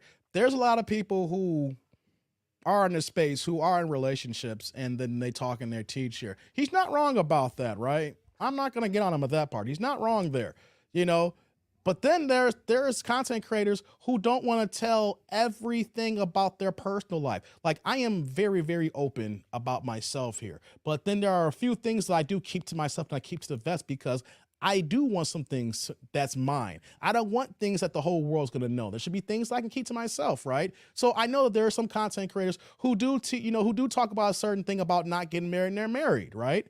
Or, but one of the things that I have seen in all the content creators, the ones who at least I rock with, the people who I watch, is they have never said, don't do this or do this here. They gave the suggestions that this is where it's at here and this is what I believe here. I always said, I'm never going to tell you not to get married. I will say, hey, do you understand what you're getting yourself into? And if you understand, then hey, let the chips fall, baby. Let the chips fall. Check out my man Z here with the $4.99. We're going to upgrade that to the $5 holla for the Sunday donation plate. Hit the like button, send the party horn, then back to Elmer Fudd sounding Hafeez. Man, brother. Yeah. Yeah, Z. Salud, brother. Thank you, man. Thank you. I appreciate that, man, coming through, man, with the $5 holla here. Yeah. Like I said, there are some men in the space here who are married or in relationships. But here's the thing, though, Hafeez. You don't know these guys are in relationships and they out here dipping on their girls. They literally could be giving this advice in their relationships while they doing the side deals like that here. You know what I mean? But you don't know that. Someone could literally be in a happy relationship and still be dipping out on the side. So you don't know the whole facts here. They could be telling the truth on both ends. They whip somebody and they got multiple sides. So he's right, and at the same time, he's wrong on this point here, because if you really want to break that down here, we can do that. All right, let's see what he's going to say here. Let's continue. Really amazed by how these men can literally give out this Kool-Aid and not even drink it themselves. And then the final straw was when I saw all the new generation of red pill content creators. Mm-hmm. And a lot of these individuals did not even believe in the message. A lot of these men How do you know that? How do you know that? See, he's good at being blanket. When you talk about new people, you talk like people like me. People in the space here. A lot of people here like me. I don't want to name any names right now, but who are these people here who don't believe it? What, did people actually tell you, Hafeez, that they don't believe what they're saying? Because I don't believe that people are voluntarily going to this younger guy here and saying, I don't believe anything I'm saying here, Hafiz. I'm just over here trying to get this YouTube money. You know what I'm saying? Like, how do you know? I'm just kind of curious. How do you know? Right? Because what we do know is that you like to blanket. You like to gloss. You don't like to give details. Like, the one thing I would do, Hafiz, if you were really going to stand on this hill and stand on it 2 feet, all toes down, I would be descriptive of the people you're talking about without saying their names. And at the same time, people still won't know who it is because that's your personal interaction with them. What's going on, Javon? How's it going, man? What's going on, Willie? What's going on, Rod? What's going on, Daydat? What's going on? So my thing is, how can you say that unless people are personally telling you this here? Anyone know something? Since I got into space here, I started reaching out, talking to other content creators. You know, they're not telling me, you know, things that they're telling what you're saying here. Like, we all be cool and we opened up. You know, we had a good time at the Barclays a couple weeks ago when I was in Brooklyn. You know, those other content creators. You know what I mean? But how do you know? How does he know? Content creators just come and telling you, I don't believe what I'm saying here. I'm just here for this money. Seriously, dog? See, I got to question this here because now you're being extra blanket. And I'm kind of curious, where does your reference and your sources are? You don't got to say the names. I would say if you're going to go that hard, I would break down. There's just one content creator who I know, and I talked to him personally. Not going to say his name because I'm not going to out him. He told me this, and this here, you know. I'm not going to say too much because I don't want to out him, but this is the conversation we had. There's no way that I'm just going to throw out blanket stuff like this and not prepare for a guy like me and say, how do you know? What did Jay-Z say? We don't believe you. You need more people. Hey, Dave. Damn, man. Ain't Ish Crew checking in. What's going on, Greg? Yeah, what's up, man? Willie's like, what the hell is Red Pill? Y'all killed me. He's like, I got uncomfortable. I really don't like being showered with gifts like that. It's not me. Okay, y'all having the conversations here. All right, let's continue. I want to see what else he's saying here now. As well as women, these individuals saw that, wow, there's profit in this. There's money here. There's followers here. There's fame here. And they decided to prey on the hurt, the pain, the issues that men were going on. And they paraded them. Yeah, there's money here. I'm stopping a lot here. What else, Doc saying? Blue pillars keeping him alive. Here's what I'm saying, guys. I'm going to keep it 100. I don't lie to you guys. I'm keeping it a buck. I'm keeping it a bean with you guys. You know what I mean? Because if I lie, eventually that lie's going to come back and it's going to bite me in the ass. So that's why I try to be as honest as possible. That's why you see the 3, 4, 5 hour live streams because I talk and I'm open, right? Yeah, there's money in here. Google signs my checks. We don't get onto this platform not to make money. We get here to make money. I'm not doing this for free, people. Real talk. If you're good at something, you should get paid for it. Whether you're in this space to be entertaining, to be helpful, to be informative, you need a second job, whatever the items are, there should be no reason you're doing this for free. I'm gonna keep it a bean. There is no way that I would be on YouTube if YouTube didn't pay. I'm sorry. I mean, I could find other ways to do with my time and then be more productive with it. There's no way that I'm gonna do a 4-hour live stream last night and not get any kind of compensation. Not even y'all from the supers, from the way YouTube and Google works with our AdSense. Right? With the views, with that type of revenue that we do get in here. Like when people are trying to hit me up for sponsorships, things of that nature, you know, which I turned down because I don't think it's right for my brand and right for what I'm trying to do right now because y'all be turned off if I sign some of these deals that people are approaching me on. But let's keep it a buck here. Nobody works for free on purpose. You start off in the beginning free because you're learning your craft. You're in the beginning. You need a mentor. You're trying to be where you're at here. But then once you get to a certain point where you can be monetized, you can make money off it. That is the goal. That's the game. That's the plan. So don't let anybody tell you, oh, you're just doing this for money. Hell yeah, I'm doing this for money. Hell yeah. Because you want to know something? If I wasn't doing this for money, guys, you know what I'd be doing? I'd be with my daughter right now. We call it a buck here. If I'm not working, I would be spending time with my daughter right now on this Sunday. This is, even though I enjoy what I'm doing here, it is still work. So when mofos like him saying they want to get money and profit off it, what the hell are you doing? You showed a clip of 2012. You said you started your channel in 2016. You have been monetized for at least 6 years. So that's like the pot calling the kettle black. You've been making money in this space way longer than me. So how the hell are you gonna talk about people making money when you're making money? See, that's that argument where they try to spin it around and say, oh, you're doing this for money and profit. What are you doing, Hafiz? You in it for the check too, all right? You wearing them janky pastor suits. You wearing the green Easter suits and the stripes and things of that nature. You in it for the money as well, dog. Don't be disingenuous. Nah, see, that's when we can see a young man talking because he don't realize that other older cats, I am older, we're just gonna say, dude, you talking shit now. The hell you talking about, man? I remember, what was that in Batman? The Dark Knight with the Joker and Heath Ledger. And what did he say? I mentioned that what he said. If you're good at something, you don't do it for free. Man, life in this country is about profit. It's about making money. It's about striving to be the best you are. If you're doing this for free, more power to you and everything like that. If you just want to have an outlet to speak for an hour, I'm just going to be real, man. Anybody who says that they don't get into this for the money, they lying out their asshole.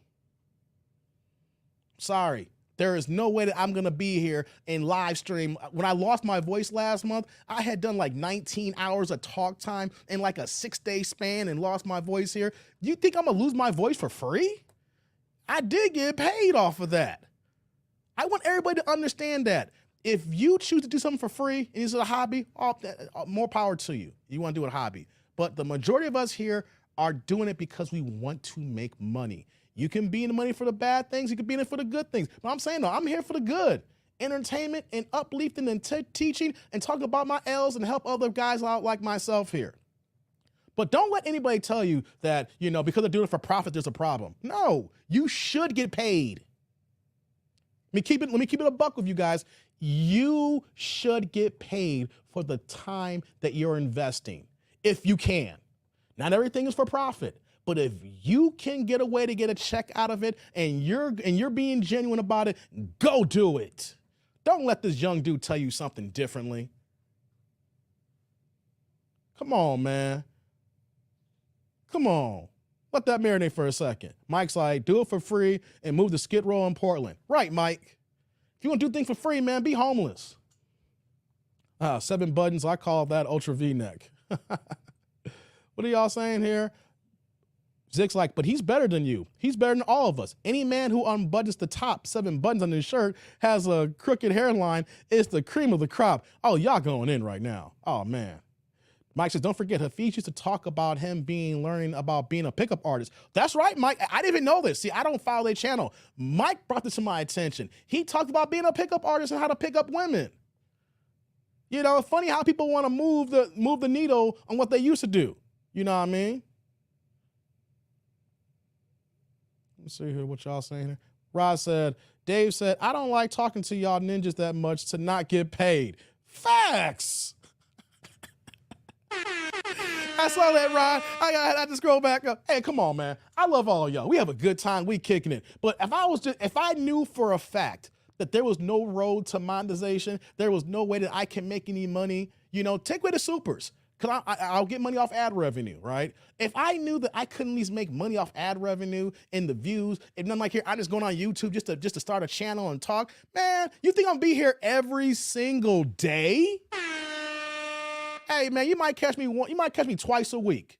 No, I say 3 times a week for the YouTube algorithm. You catch me 3 times max. You will never catch me doing 4-hour streams. I love y'all and I rock with y'all to death, but there is no way that I'm doing any work for free. And I don't want anybody to be influenced by this so-called young man. He's, talking about this profit for gain. Everybody should get paid for what they do. Everybody should get paid for what they do. If there's a road to get a check. What's going on, Vince? Hafiz Kobe's like, Hafeez hasn't been giving his courses away for free.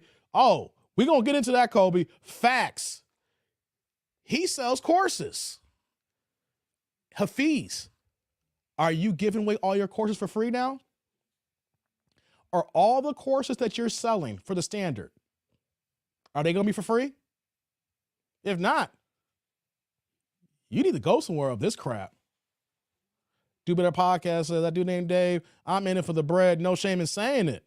Yeah, we all should be getting paid. How many times have y'all heard me say, everybody eats, everybody can get this money, everybody can win? I always quote Paid in Full. I always quote that line. Everybody eats, B. Everybody gets this money. Everybody can get in this here. There's different levels to the game here. Don't let no dude like this try to shame you into saying, hey, they're just doing it for money and for profit. Man, come on, dog. Let's continue. Themselves as heroes of men, but they were simply profiting on men's pain. Because that these individuals realize that as long as I keep on making videos about the problem with women today, as long as I keep on making videos showing the worst in women, as long as I keep on making this kind of content that fuels the rage in men, I will continue to make money. And if you don't believe me, let me show you an example from the type of content we've put out. Hold on here. Let that marinate for a second. Before I go on, get the likes up, guys. I got my Moet from yesterday, y'all. I didn't drink the whole bottle last night. You know I don't get down and drink like that. But hold on, let me go ahead and get a sip of this here, take a pause for the cost, let that marinate for a second, because I wanted to drive that point home. Don't let this man fool you on this here. He is clearly talking, he said he's 32, he's talking like he's 24. You wanna know why? Because there are certain moments in my life when I was younger, way younger in my 20s, I used to have that logic and that thought process when it came to religion in the churches. Like, if you getting paid to talk about God, then you're not in it for free. I mean, that was my logic. If you getting paid to talk about God, there's a problem. That's the way I looked at it. You should be doing it for free. God is God. And then I got older and I realized, even though I don't rock with churches nowadays, but I'm just like, yo, if you get paid to do something, you get paid for it. But one thing is beholden though, those guys are scammers. Those guys are trying to take you for your money. And that's what I don't get down with if you're trying to scam. Some people believe in God. A lot of people just out there in their pulpits trying to say what they want to say so they can get their private planes and get their new suits and have their new cars.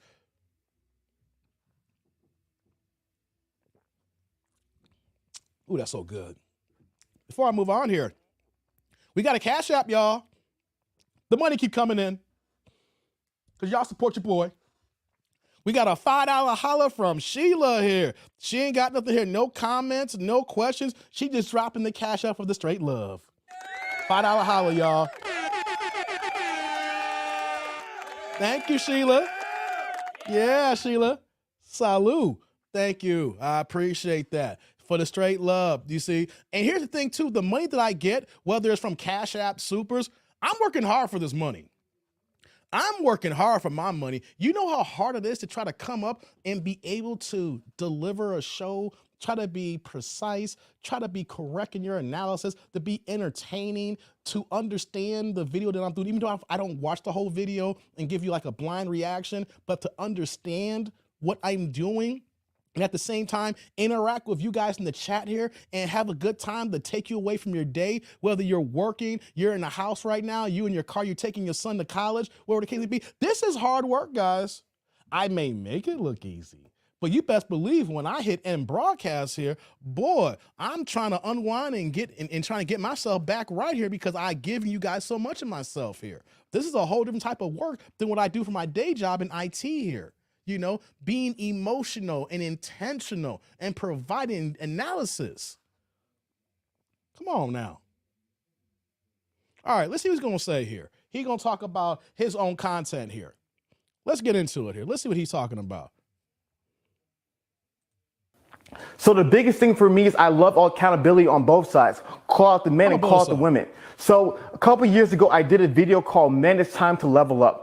And in that video, I was calling out men and saying, men, it's time for us to be responsible for our lives and take advantage of the tools before us to transform our lives. And that video earned me $329 from YouTube. Now watch this. Then I did a video called The Sad Reality of Beautiful Women Today, calling out the entitlement in attractive women today. And look how much money that video garnered me.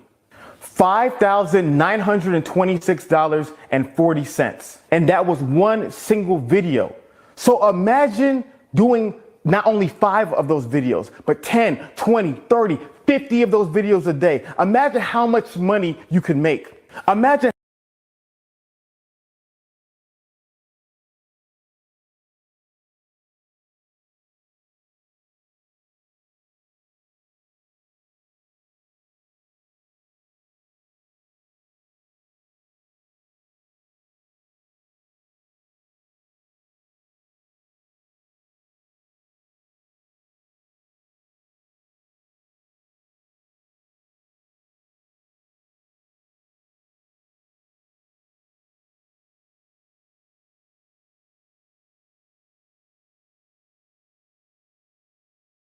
I'm muted. Sorry, guys.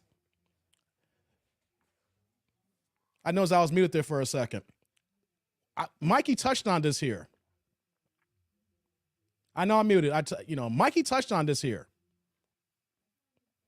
That's cap. I'm going to break down why that's cap. He over here talking about he made $6,000 off the one video talking about the 5 things about women. But then he talked about the first video that only made like $328. Let me break something down to you guys about content creation. Break something down to you. If you saw that thumbnail in the second video, there was a girl in a bikini there. I know about the sound, guys. It's fixed. In that thumbnail that made $6,000, there was a girl in a bikini there with his picture on there. In the first thumbnail, there was his picture there with nothing else. Guys, everything about content creation off the rip is your goddamn thumbnail. Your thumbnail and your title are the 2 biggest things that help your videos pop on YouTube. Your thumbnail and how that you actually make and create that, and then the way you word your title will be of how are people searching for those things on YouTube, and then how YouTube puts your videos in front of people's faces, into your algorithm, into your feed. So he can say, I did this video and I made 6,000 and this one I made 300. Well, let me ask you this, Hafiz. What time did you drop those 2 videos? At what time did those videos drop? Because I know for a fact that if I drop the video on a time that most of my people who rock with me is not online, and then after the first 2 hours, if it doesn't get me any views, that video is gonna be like doo-doo on the street and not do nothing. If you drop that in the heart of when your people are online, let's say that first video, you drop that at 9 p.m. and most of your people is not online at 9 p.m. You got a small selection of viewers. But let's say that for that second video, you drop that one at 2 p.m. when everybody's online. That's one, you're being disingenuous. Number 2, what the thumbnail? There was a girl in a bikini in your thumbnail, dog. I'm sorry, men are gonna click on the thumbnail looking at a beautiful girl in a bikini, then click on the thumbnail that only has you. How is that possible here? Let me just give you guys something here. This live stream right now, at this current moment, has over 60 people watching. It's going up and down, 70, 80, it's gone down, things of that nature. We got 70 people here, right? Because I got a thumbnail with Hafiz on there, and it's a guy. So I already know when I made this thumbnail that I may not have the biggest audience on Sunday or normal, but I know some of y'all gonna rock with me. But if I do the thumbnail like last Sunday, where that y'all saw the Kendra G and the older woman and how I labeled the title, of course, people gonna watch that. Why? Because the audience that I built watches this content compared to the audience I built that watches someone with the thumbnail you see a guy here. I built a certain audience and my audience watched certain content. So Hafeez, your audience wants to see the bikinis because you built your audience of people who watch your content, and that's why I made so much money. Your people then come here to watch the content where you see a thumbnail of just you on there. Because of this you talking, people are like, I might give it a try later, but not. But when you see that beautiful girl on the thumbnail, you clicking on that. See, he's being disingenuous. He's not being real. He's not being honest. Everybody knows that once you get into the content creation space, that your thumbnails and your title and the time that you place that video, and actually also how long that video, are 4 of the major elements that will help YouTube push your video out to see what kind of views and clicks and people watch and how much you get paid off of it. Right? So he's being disingenuous right now. If you're a content creator, you understand that. Let me give you guys some more free game, because here's what I know about myself too. When in my earlier videos, I got a lot of views from Kevin Samuel's videos, right? But my biggest views, of course, was talking about are all black men are gay or down low or in jail. That got a lot of views, you know, a lot of comments, a lot of watch time hours, you know, or like the Lizzo videos, like Lizzo size women. I know when I talk about that, or, you know, if I put in there talking about 4 kids by 4 different daddies and you're 40 years old, you know, I know that I built an audience that wants to see those items. If I deviate from that, my audience is not going to watch it. It's not because you made good content and no one wants to see it. You built an audience who don't want to see that kind of content. If you started your content from Jump Street making that and you blew up then, and then you're saying this here, that's different. Sarah says, so what you're saying is that he is just being Hafeez? But he's being disingenuous. He's not being accurate. He's not being correct.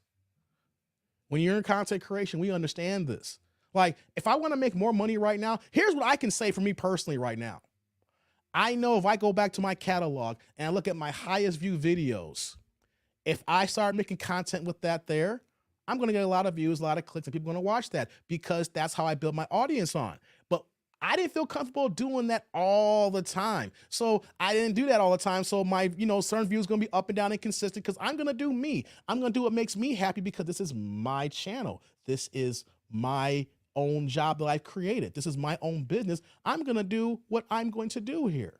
So if I wanted to talk about a black man in jail or down low, I know I can get 100,000 views off the rip doing that all the time. But no, I'm going to diversify my content knowing that some of my viewers may not watch this here because I built my platform or viewers watching this and viewers watching this and viewers watching this. So he's being disingenuous, guys, when he tried to use this analogy. He tries to use this example. Doesn't work that way, buddy.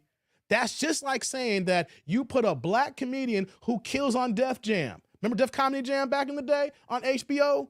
We used to watch, Martin Lawrence used to host it back in the day. And then, and then they switched up. They had different hosts coming back, or if you watch BET Comic Views, let's say that you're a black comedian who was on Comic Views or Def Comedy Jam, and you kill it. Your sets are dope. But then you take that exact same set and you go to Last Comic Standing on NBC. What's that comic gonna do? He may get some laughs, but it's a different audience, and we know that it's not gonna kill the exact same way. Why? Because he's delivering content outside of his audience. Come on, man. Come on. Gotta stop this, man. Gotta be more real. Gotta be honest in this. He ain't being real. He being fake here on this one here. Let's continue, y'all. How much followers you can gain. Imagine how much worldly success you can attain from doing those videos. It is a profit. Worldly success. That's a church term. He over here trying to be church with us here. Most people ain't church going folks here. I know about worldly gains. I used to use that word all the time about being worldly or doing things for the world. I had to stop that there. Yeah, that's a church word there. Not everybody is church going people, Hafeez. He's a hypocrite. He is a hypocrite. Yeah, he is. Man, let's face it. We're enjoying watching unaccountable women flip out from hearing the facts. Hey, don't apologize for that, Dad. Don't apologize for that. This is what people want to see.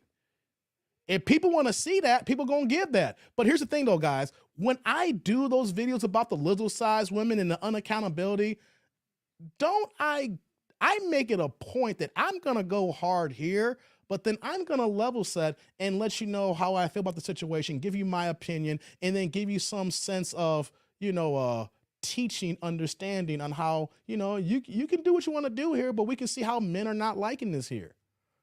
He's making it seem like that men are just destroying women and talking about them and not offering any kind of counsel, no kind of information. Because you can say that about me if you only watch, if I do like a 20-minute reaction video and you watch the first 10 minutes, you can say the same thing about myself. Do you watch all the content from beginning to end, Hafiz? And then do you see that the information that they're giving outside of the critique they're talking about women? I don't think you are, because once again, he's being blanket.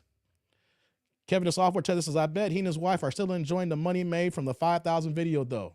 Facts, bro. Facts. That's a facts. Now let's continue. Model. So when I did the Adam and Pearly Things podcast, I was just beyond done with the red pill type of content. Wow. And during the episode, I wanted to share my passion and how much I cared about men and how much I wanted this content to change. And what's really interesting about those episodes is there was a community of men who wanted to attack the way I communicated. But what's very interesting is for all those who've watched my content, you guys know that I am a very passionate person when I talk. You guys know I'm Nigerian, and you know how Nigerians get when they talk. That's that bullshit, man. Now you're gonna throw a stereotype?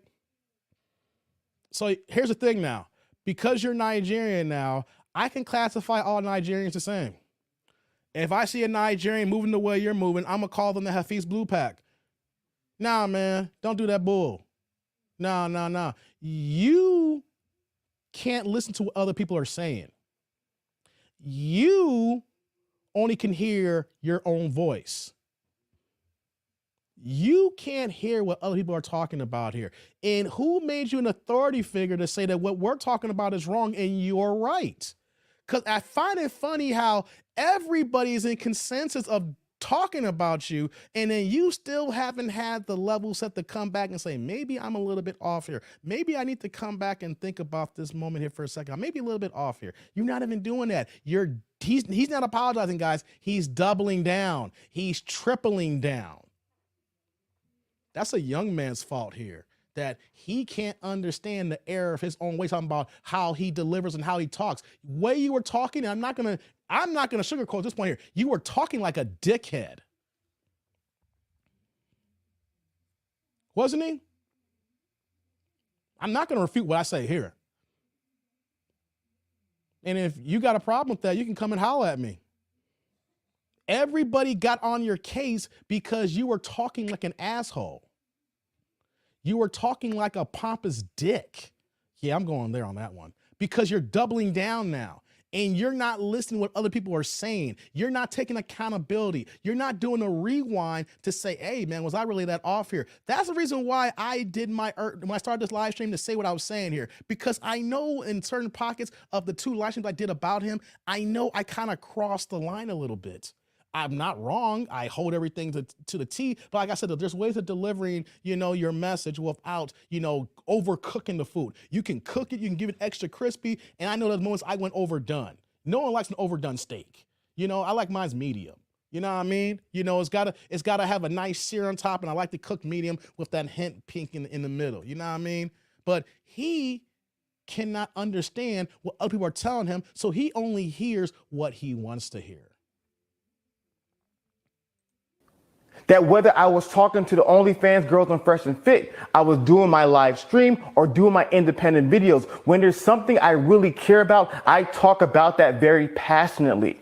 And that's been consistent throughout all of my content. And so it's very interesting that in the past, when I was using the same exact tone, the same exact passion to go at the issues of women today, nobody had a problem with it. But the moment I use that tone, use that passion that I have to go at the BS I see going on in the spaces of men, now all of a sudden it's emotional. It is emotional because you still have not answered any of the court that was asked you on just Pearly things. Y'all saw my live stream when I kept breaking it down. We went to like the first 45 minutes of that interview. The first 45 minutes, and he still ain't answered none of those questions. That's not passion. That's not emotion. That's not how you were moving. You were talking like a know-it-all asshole. I want you to hear that here. That's what men do. We check other men here. I'm an older guy and I'm checking a younger guy here. You were talking like an asshole who can't hear anybody else speak. You were talking like a musician who could not even hear the band or see the conductor. You could only hear and play the music that's on your sheet, on your stand. You're a saxophone player and you don't hear the trumpets. You're a saxophone player and you don't hear the flutes. You're a saxophone player and you don't hear the drums or the bass guitar, or you don't see the conductor trying to bring everybody down, the decrescendo. Or the conductor's trying to bring everybody up to get to that rising, landing climax here. You don't even hear that or see that. You can only hear your own music. That's a problem. That's a character flaw when you can't hear anything but your own music.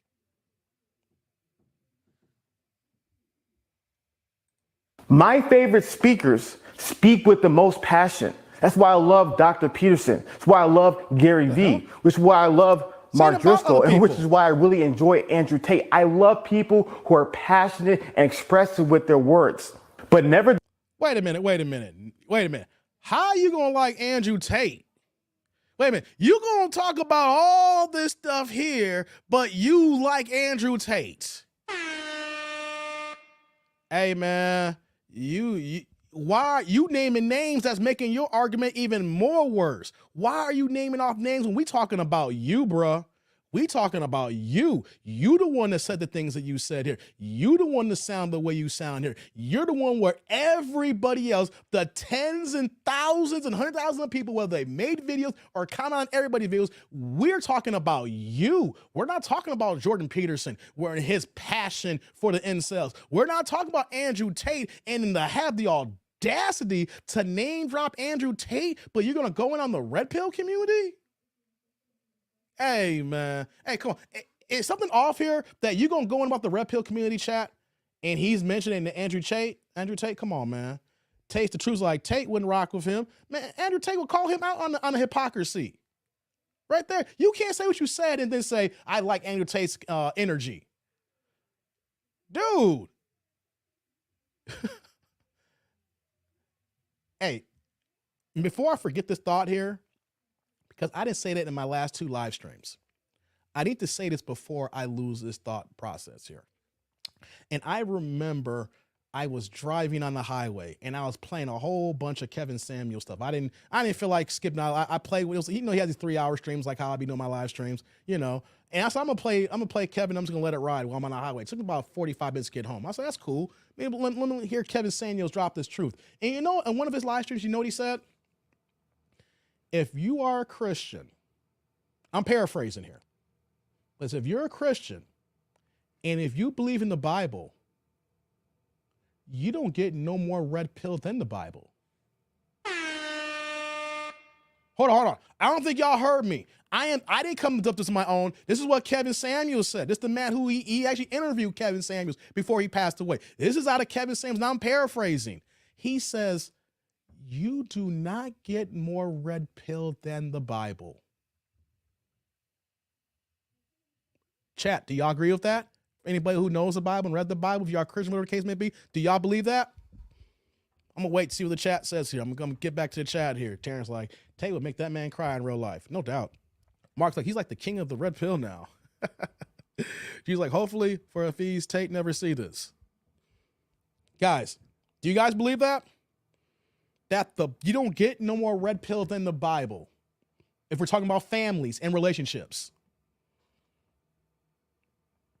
Come on. The Bible is no more red pill than it gets. Christ is the head of the congregation, then it's man, then it's women, and then it's children. The level and hierarchy where that the man is the head of the household. The man dominates and he is in that role. The women in the Bible do not hold any positions of power. They are not teachers. They are mothers and wives to families. I'm just going surface level here. I can go deeper, but I don't want to do is make this a biblical conversation here. I said, I've forgotten more Bible than most people has ever learned. If I want to start dropping down verses in Matthew, Mark, Luther, John, or if I want to bring up something in 1 Timothy, or if I want to go to 1 Thessalonians and talk about something like that, or more importantly here, if we want to talk about red pill and things about families, if I want to talk about Genesis, the book of Genesis and Exodus, you need to sit down and examine the Bible. When we say examine, and then when you understand it, you're going to say, God damn, I don't care about the deuce in name vain. God damn, God is red pills red pill can get. He don't be, you know, if you sit down and if I took the next live stream and I said, I'm going to pick 5 scriptures and we're going to break this down, guys. Just only 5, because I don't got time here to be going over a whole bunch of things. Well, if I can take from different books here, we're going to showcase how red pill the Bible is, and that's supposed to be the origin. We can't deny that, guys. I don't want to lose this thought here. You can't deny it. He can't deny it when you sit down. God created the red pill. He put red pill ideologies in the Bible. The problem that we have today is that we have so much prosperity churches and prosperity ministry that we stop delivering, and then the preacher stopped delivering, speaking about shame and the issues that go on in the Black community of why we're doing so bad with families and our structures. What we try to do is we just say, it's okay. Bring your 5 kids from your 4 baby days. Come into the church. All is love. Come in here and sit, and we're going to talk to you, sister. We're going to have a good time. See, 50 years ago, be like, you got 1 kid out of wedlock? Girl, what is your problem? Why are you out here busting it down like that, being a whore? See, preachers don't talk like that today, but back then they did. They had shame and they taught the word of God back in the day. It didn't get no more red pill than that. Today's about prosperity and everybody's available and everybody's forgiven. And don't worry about it because God is love. Hafeez is coming from that prosperity standpoint. He don't come from the old school standpoint of my family that were Baptists that came from the South of Mississippi.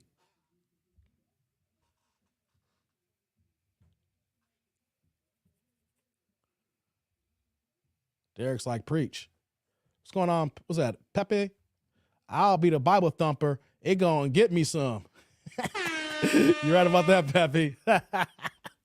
Yeah, man. Hey, talk to a girl like, look here. I want you to be my wife like the rib to Adam and Eve. And I want you to know that I want to be your protector, knowing that serpent Satan ain't gonna get to you because I'm gonna be by your side, baby girl. Don't worry about it. I will be the head of your household. I will be your covenant. We're going to sit down and read this Bible and we're going to get closer to God. But just know that I am the head of this household here. Hey, man, don't let me stop on that, man. Don't let me get you started on that. I didn't want to miss that point, though, because he comes from a Christian background and he talks a lot about the Bible and things of that nature. But I just want everybody to hear this point here. And I didn't get this from myself. I'm taking this, being honest, from Kevin Samuels in one of his live streams last year. You do not get more red pill than the Bible. If someone wants to question you, just go ahead and pick out scriptures that we talk about the family arrangement and see if the red pill community is off on what God is saying here. Javon's like, Pastor Geno Jennings is an old school red pill. Yeah, I seen Geno. Yeah, he old school as well. He breaks it down. Yeah. Oh, go on YouTube and pull up Pastor Geno Jennings like Javon posted here and see what that man's talking about. He may be talking about the Bible. It may sound like it's old school, but that's red pill can be. Let's continue, y'all. Nevertheless, I realized that my approach was wrong. Though never for a second am I apologizing for what I said, but I realized my approach is wrong, and here's why. Currently, we live in a post-truth era where people don't even care about the truth. What they care about is how those words make them feel. But what's really interesting is that when I was communicating my ideas and my criticisms of the red pill content, what was I saying that wasn't true? A lot of people said, oh, you didn't say anything. I'm still waiting for the answers from Pearly. He keeps saying, what did I say that was not true? You didn't say anything. Guys, go back to my live streams on Monday and Tuesday. How many times did I stop the stream to say, dude, answer the question, and it will play. And then I'll put my commentary, it's like, he still ain't answered the question, let it play. We went like 20 minutes. Answer the question. How many times I yelled, answer the question? He keeps saying, what did I say was wrong? You didn't say anything. That's what's wrong. You see, that's slick. He's sly. He's trying to be slick, okay? He one of them greasy pastors that I've seen I talk about here. He trying to be like, what did I say that was wrong? You didn't say anything. That's what's wrong. And if you see this here, it's like, what are you talking about that dude? Whoops, hold on, guys. What are you talking about that dude? Well, let me pull up my live stream. Let's pull up the videos here. Pearly asked you at least 5 questions that you never answered. You know what he would do? I'm paraphrasing here. Pearly would ask a question and he would say, you know what? That's a good question. I like your line of thinking. Let me tell you something here. And then he'll go on this long diatribe. And then he never answers the question. He talks about hither and thither, to and fro, here and there, far and back, there and yonder, yesteryear and today. And still didn't get the goddamn answer. So he was like, the longer he talked and interrupted, the more he sings like Daffy Duck. How many times, guys, in that live stream on Tuesday, I kept saying, answer the question, and then I let it play. And then he will start talking about us. I said, Pearly asked you this question. You still ain't answered. Answer the question. And I kept playing. I said, he still ain't answered the question, folks. And then it got to the point where that Pearly asked another question. And he didn't answer. I said, answer the question. And then we kept going on. We kept playing it. I said, he still didn't answer the first question. Then Pearly went to a third question. We got to the 4th question. And we got to the 5th question where I said, I can't do this no more. We've been online for 3 hours. We literally went through a series of questions where that he did not answer questions. What he does is give you a lot of word salad to make it seem like that he's smarter than what he is and try to act like he's giving you this detailed explanation when all he's doing is talking in circles, trying to throw out as much on the wall and see what sticks. Kind of like when a monkey, shits in his hand and throws it against the wall. And then you see the shit in the wall running, and it's like, that's what he does. When he talks, he's like a monkey shitting his hand and he throws it against the wall and he's hoping that some of that shit sticks. That's kind of racist, ain't it? But I'm black though, I can say that. I don't care. I can go there. You can't, if you white, you get in trouble saying that. I'm black, I can say that. I see the game you're playing, Tay says. Jerry's like, he's a modern woman. Thank you, Jordan. Yeah. He moves and talks like a modern woman. And that's the problem that he has with the red pill community, because most modern women hate the fact of how men are waking up and understanding the evils and ills of Western society and relationships has gone astray. He doesn't like it because he's moving like a modern woman. And modern women don't like the way men are moving. Kind of the same way that we don't have the same men in the churches from yesteryear compared to like the prosperity preaching that we have today. Let's continue. Oh, you changed up on us. You changed up. When did I change up? I was never red pill.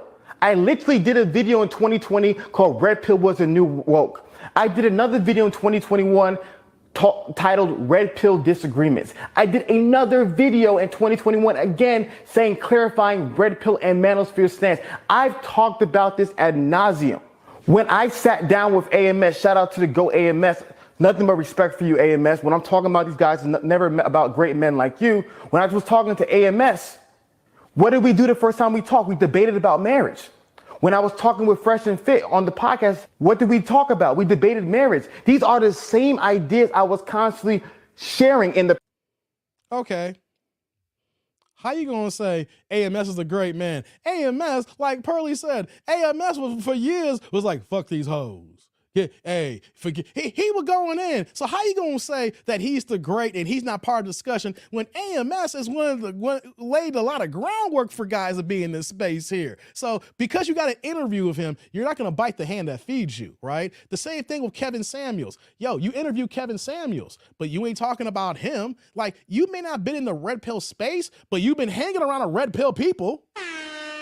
So if you're hanging with red pill people, you don't have to be red pill, but we're going to think that you at least understand and can sympathize with the red pill community. But what we're seeing here is you're a drifter, you're a grifter. You're just moving and flowing with the tides here to see where you can fit in. You're a fake, you're a phony. Because I know one thing, if Kevin Samuels heard you moving like this, he would check you. There is no way that you can interview Kevin Samuels, the content that he was delivering, even at the end of his life, even at the end, you saw that Kevin was shifting and moving because he was becoming big time. He was becoming pop culture. He was getting into that next stage in his career, right? And even then, he still talked about the same things. It's just the way that he delivered his content was different. The way that he was more, not saying emotional, but he's empathetic to what is actually going on here. And he wanted to see the Black community strive and build up here. But there is no way that Kevin Samuels would have gave you an interview if he knew for a fact that you were talking about the community the way it is.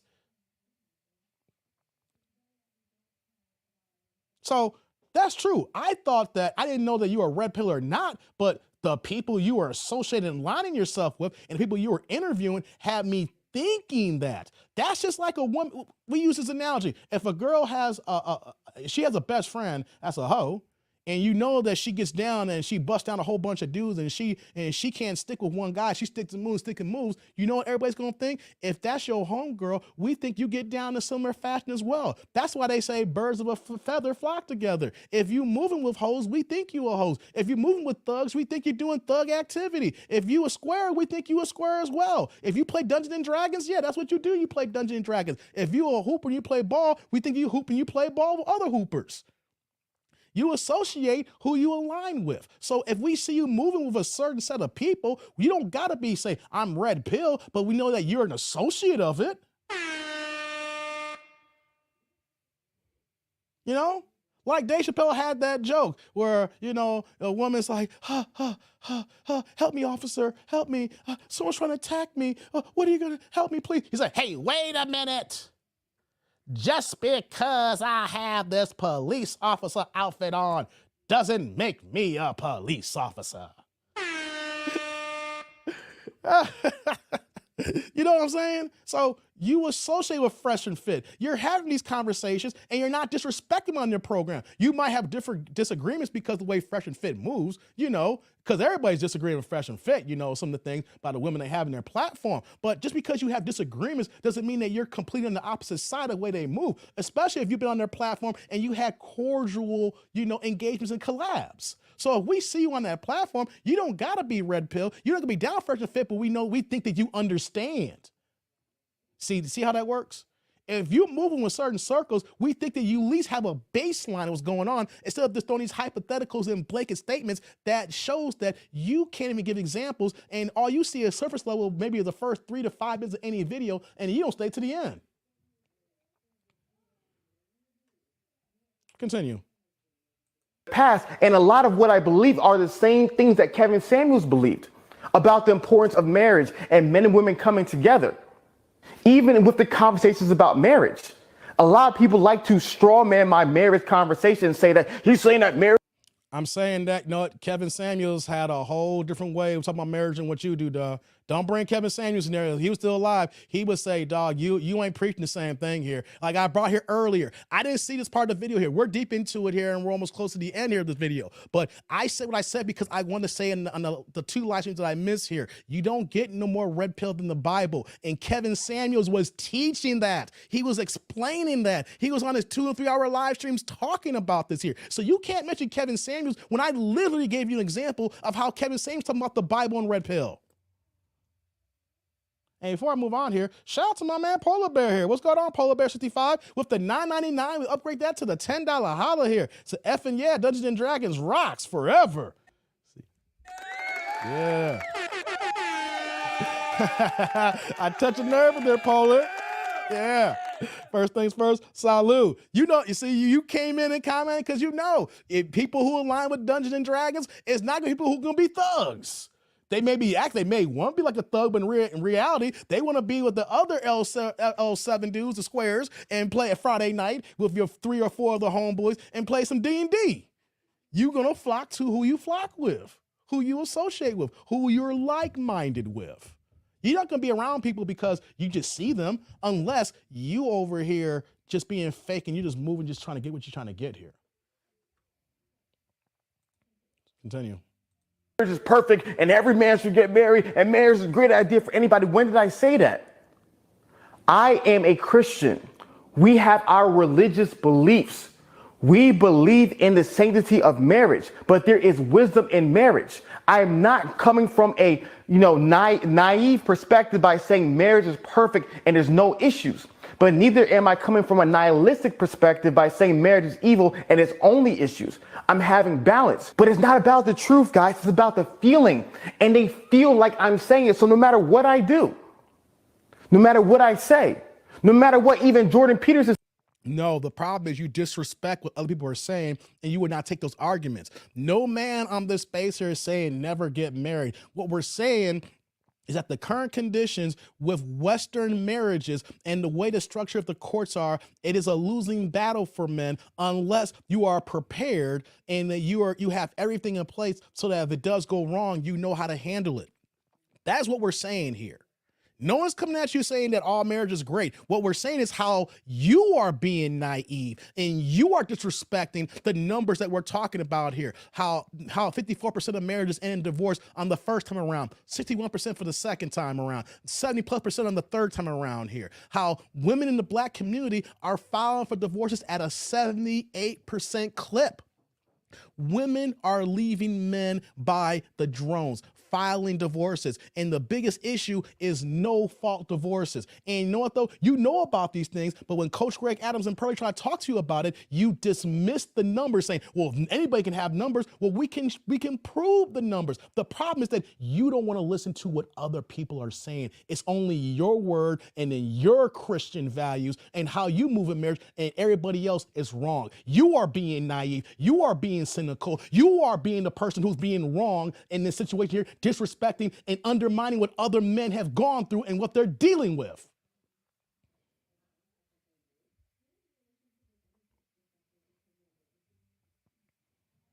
There's a reason why to begin this live stream that I came and I humbled myself and I said what I said, and I'm trying to strive to be a better man because I can recognize when I'm wrong. I am taking accountability. I said that I was not wrong in what I said. It was how I delivered it. And here's this man here who will not take accountability because everybody in the sun knew that he was wrong and he can't take being wrong, so he wants to double down. Being a man is understanding when you're wrong, owning up to it, and saying, hey, maybe I was off here because if this many people are saying this here, maybe I need to look in the mirror and look at the reflection of what's going on here.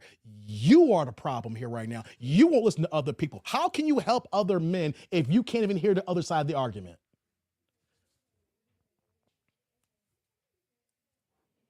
Pepe's like, true. He thinks we're all Muslims or atheists. We're all part from good faith. True, Dave.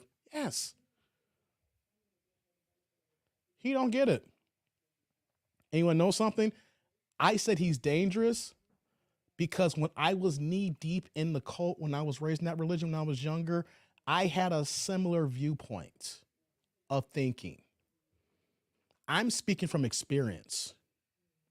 I am speaking because I've been there. And I had other friends who were in that religion, AKA that cult that I was in, believed the same thing as well. So I see a little bit of him in me in my younger years, but I'm saying that when I was involved in a cult, when I was mentally brainwashed, when I was in indoctrinated to believing what I was thinking was the truth and only the truth, and everybody else was spitting a belly full of lies. I am passionate in speaking this way because I know men who speak this way, because I used to be similar in this fashion. And when I woke up, when I saw that I was being taught a belly full of lies, when I found I was being indoctrinated to believe something that is not true, then I was like, oh my God, what do I do now? And it's been so many years of being unplugged and the deprogramming and to understand other peoples, other creeds, other nationalities, how people move, how they live, to understand that the Christian way is not the only way. I can respect you if that's what you believe in, but you can't say that you got the truth and you know everything and you can't listen to other people. I was being hard-headed. I was being cynical. I didn't want to listen to everybody else. I act like I was listening to you, but in actuality, it was going in one ear and out the other. That's why I'm passionate what I'm saying here, because I know men like that because I used to be this way. And you know what it is? It's fucked up.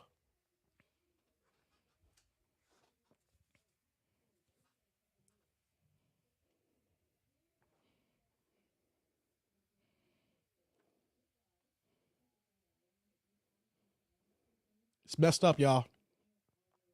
Let me let it play. Let it continue some more here.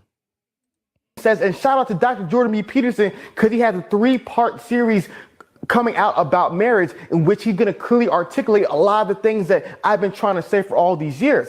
But it doesn't matter what Dr. Peterson says, because in the post-truth era, all that matters is how I feel. And he keeps saying post-truth era. See, that's another line of talking that people who are super religious, who've been in cults, talk that way.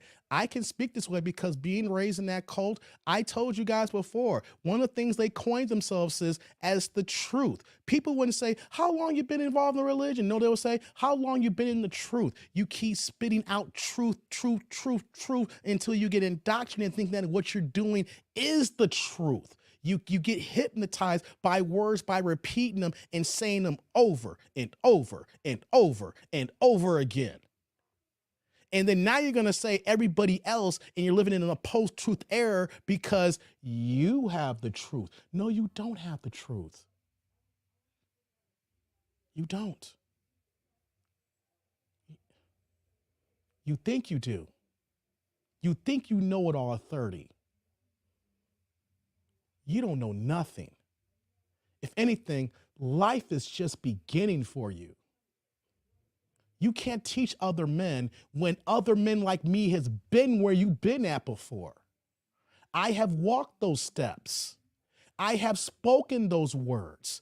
I have knocked on doors.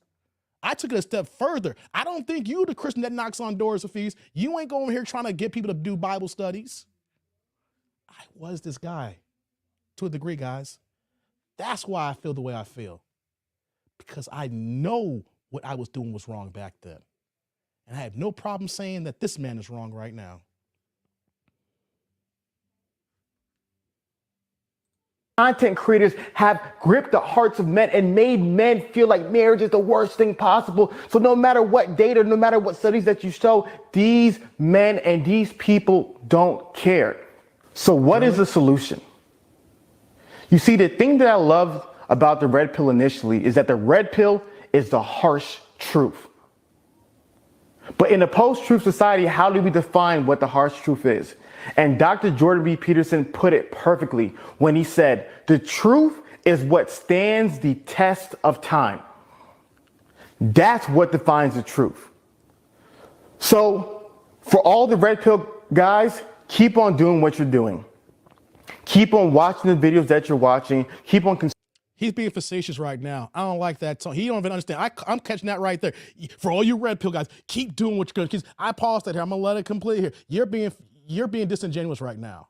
You're trying to talk down right now. You said all that, and then you come to this point here. I was born that night, but not last night. You are being facetious, and you're talking down. I can catch that, man. That this is you trying to do your little apology thinking this here. Nah. She was like, I probably knocked on your door. You could cut the blinds closed. Maybe, Sheila. Because like, I grew up like Dave. We just have a different perspective.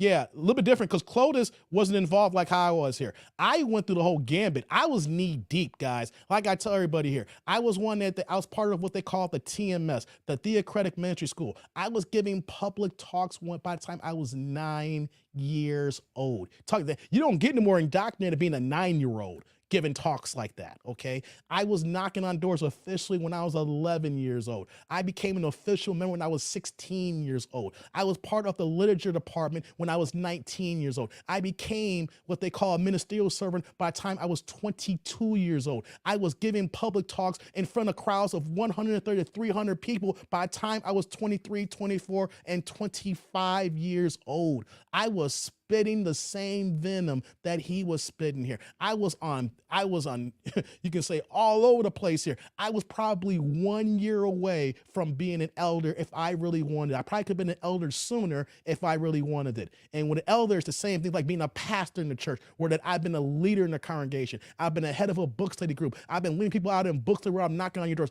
I was 1 year away from being one of those top dogs in the organization, if you want to call it like that. I was in. So I am passionate because even though that you can say that JWs are Christians and it's a cult, I see the same ideology that he's spitting. I walked those steps. I've been there. I have spoken to people. I have had Bible studies and trying to teach the same way that he was teaching, not realizing that I was damaging people's lives. I was hurting people. I wasn't there to encourage Bible reading. I was there to bring more sheep to the slaughter.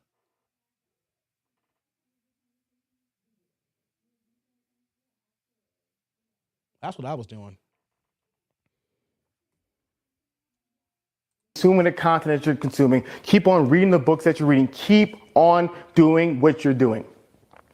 And in 10 years from now, we will see your lives. We will see. What the fuck are you talking about, see your lives? I was there 10 years ago when I left. I officially left when I was 29 years old. So I am 13 years removed. So I'm more than the 10 years. I got 13 years and going strong here. Like I said, you're being disingenuous, talking about, we'll see what happens in 10 years. In 10 years, your ass probably be divorced and be talking what I'm talking right now. Nah, you're being disingenuous. You're trying to say, we'll see you in a decade. We're going to see who's right. You young and dumb as fuck. I hate to say that. You are. It's got to be called out. You are young and dumb as fuck. And it takes hard heads. Hard heads have soft butts. You're going to fall. I'm not asking for you to fall. But when you go down this path where you are standing the way you're standing right now, I know where I'll be at in 10 years because I'm 13 years removed from your logic, and I am a better person today, Hafeez, than I was 13 years ago. Who are you to say we'll see here in 10 years? I know where I've been at in the last 10 years. I know the better person that I am now. I know that I'm a better father because of the way I am now. I know that I'm a better human being because of where I am now. Being removed from that situation and also understanding the red pill content in the community and understanding what I've been learning and what I've been taught was just so wrong. Don't come out here like in 10 years from now, because you know what though? I already got 13 years. I got 13 years, so tell that to somebody else. How this information either was a blessing to your life or whether it was a burden to your life. We will see whether this content made you more masculine, more competent, more successful, living a life of abundance and success. We will truly. I'm pausing. I'm doing better, man. I'm living in abundance. You want to know something? When I walked away from the religion in that line of thinking, a couple things can happen at once. My career flourished. When I was in that cult and that level of thinking, I was minimizing myself. I was not doing things to the top of my ability. Once I got away and I put more focus on me, I'm actually better than where I am now. More successful. My career is better. So don't throw no crap out there like that, because you don't know. You need to talk to more OGs. You need more older people in your corner. You need to stop talking to 28-year-olds and 25-year-olds. Got Similac around your mouth, dog. See that if this message is the truth and the truth is the greatest good, we will see. And also, 10 years from now, we will also see if this content hurt the lives of men. We will see that if this content led men into a cycle of misery and despair and nihilism and resentment. Hey, Clovis, it is a cult. If you want to have that conversation, we can have that conversation. I've been removed for if you're someone like me who's been involved 13 years and then you're at the peak of the peak, most religions are cults. I'm gonna say that. Reason why I'm stopping in here because I saw what he posted here. Most religions are cults. People don't even understand the true definition of cults and don't even understand it here. It is a cult. It is a cult. I can break it down. And you know what? It took me understanding Scientology to understand that what I was involved in was a cult. You see, because then when I saw how Scientology moved and I realized that Scientology was moving the exact same way that the JWs were moving. And I can go down this deep rabbit hole. This ain't that show here, but I can break down how most, if not all religions is a cult. It's just the fact that there's so many different understandings of the definition of cult, but if we really want to break it down, we can break it down. And he is talking like somebody who is involved in a cult. Whether you want to say it's harsh or not, or saying I'm going too far on that here. He speaks in cult-like demeanor. He speaks in rhetoric that comes from cult literature, even though it could be from the Christian faith. Yeah, I'm going there. I don't care. I can break it down. Yo, Dave, you have a PDF for that? What do you mean about a PDF? PDF for what? Towards women, which made it impossible for these men to actually build meaningful relationships because they were coming with so much bitter and coming at the relationship with so much of a defense, and did not bring men and women closer together like Kevin Samuels wanted, but brought men and women even further apart. We will see in 10 years, doesn't matter what I say, doesn't matter what any content creator says, we will see in 10 years. I got 13. We don't need 10 years, guys. If y'all want me to, we can do a Q&A for my next live stream. And if y'all here, you can ask me any questions, whether he's saying in my background and in the religion, and we can have a talk here. We don't need to see in 10 years. I've already got 13 years removed here, and I got an additional 3, okay? We don't need to wait. I'm right here. We don't need to wait to 2032. We can talk right now in 2022 to me. I got 13 years. He keeps saying, we'll see you in 10 years. No, I was like this 13 years ago. If y'all want to have a separate live stream, we can break this down. We don't got to wait a decade. You see how he do that there? He's like, yo, we'll see you in 10 years. So you want to throw this pitch and throw it way down the line because we'll forget about your ass in 10 years. We only got 10 years, bro. We got right now. And I can spit that game to you right now. And I have no problem sitting with you and talking to you about this here because I can explain it without talking circles and being disingenuous. I'll give you examples. I'll give you details, and we can bring the Bible right here. I don't care what Bible. We could bring the New World Translation. We could bring the King James Version. We can use the Gideon's Bible. It don't matter what Bible we use, and we can use whatever Bible it is. I'll give you the answer, baby. We don't need a decade. We can talk today. I got 13 years removed. But also what we're going to see in 10 years is how many of your favorite red pill content creators are still teaching the same message. We will see how many of these people have switched up the message when they found out it wasn't trendy. How many people you will be able to finally see their lives, and their lives will be exposed, and you see, wow, this person wasn't even living this. How many of them will we? I'm pausing a lot here. You see how he's just doubling down because he's acting like he is the authoritative figure, that he is completely right. That's what makes it wrong here, that you think that you're right. You are completely right. And even though you want to say, well, you know, you can listen to them and blah, blah, blah. Take me out. No, you don't even understand. I decipher, I'm pausing so much here, that you are talking like you're an authoritative figure, that you are completely right. Man, please. That's the ignorance right there.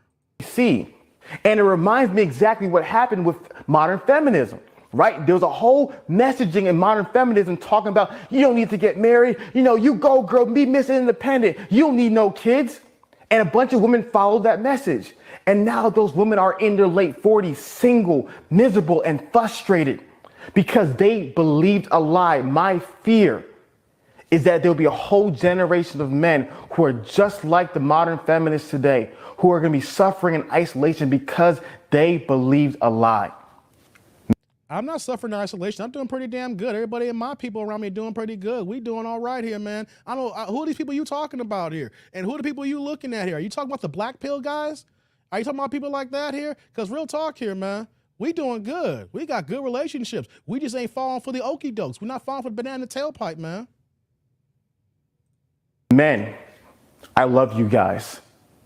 Whether you love me or hate me, agree with me or disagree with me, the one thing that No, you don't. No, you don't. No, I'm part of the light. No, you don't love us. You don't even love but yourself. Hate that I had to do that here. I'm pausing a lot here, but you don't love us. If you loved us, you would listen to us. How do you love somebody if you don't listen to anybody? You beat to your own goddamn drum. I want you to know is I want you to be happy. I want you to be flourishing. I want you to be successful. I want the best for every man, whether you're red pill, whether you're popping, whatever kind of pills people are popping nowadays. I want the best for your life. And what excites me more than anything is that instead of just simply complaining about this problem, I'm actively trying to make a change. That I devoted the past couple of years of building the standard, and I'm so excited about what we're building over there. Creating a community that's actually about helping men, a community that makes men feel significant, a community that actually causes the lives of men to drastically transform. I'm so excited, and I look forward to you guys 10 years from now seeing all the great things that we've built to help men.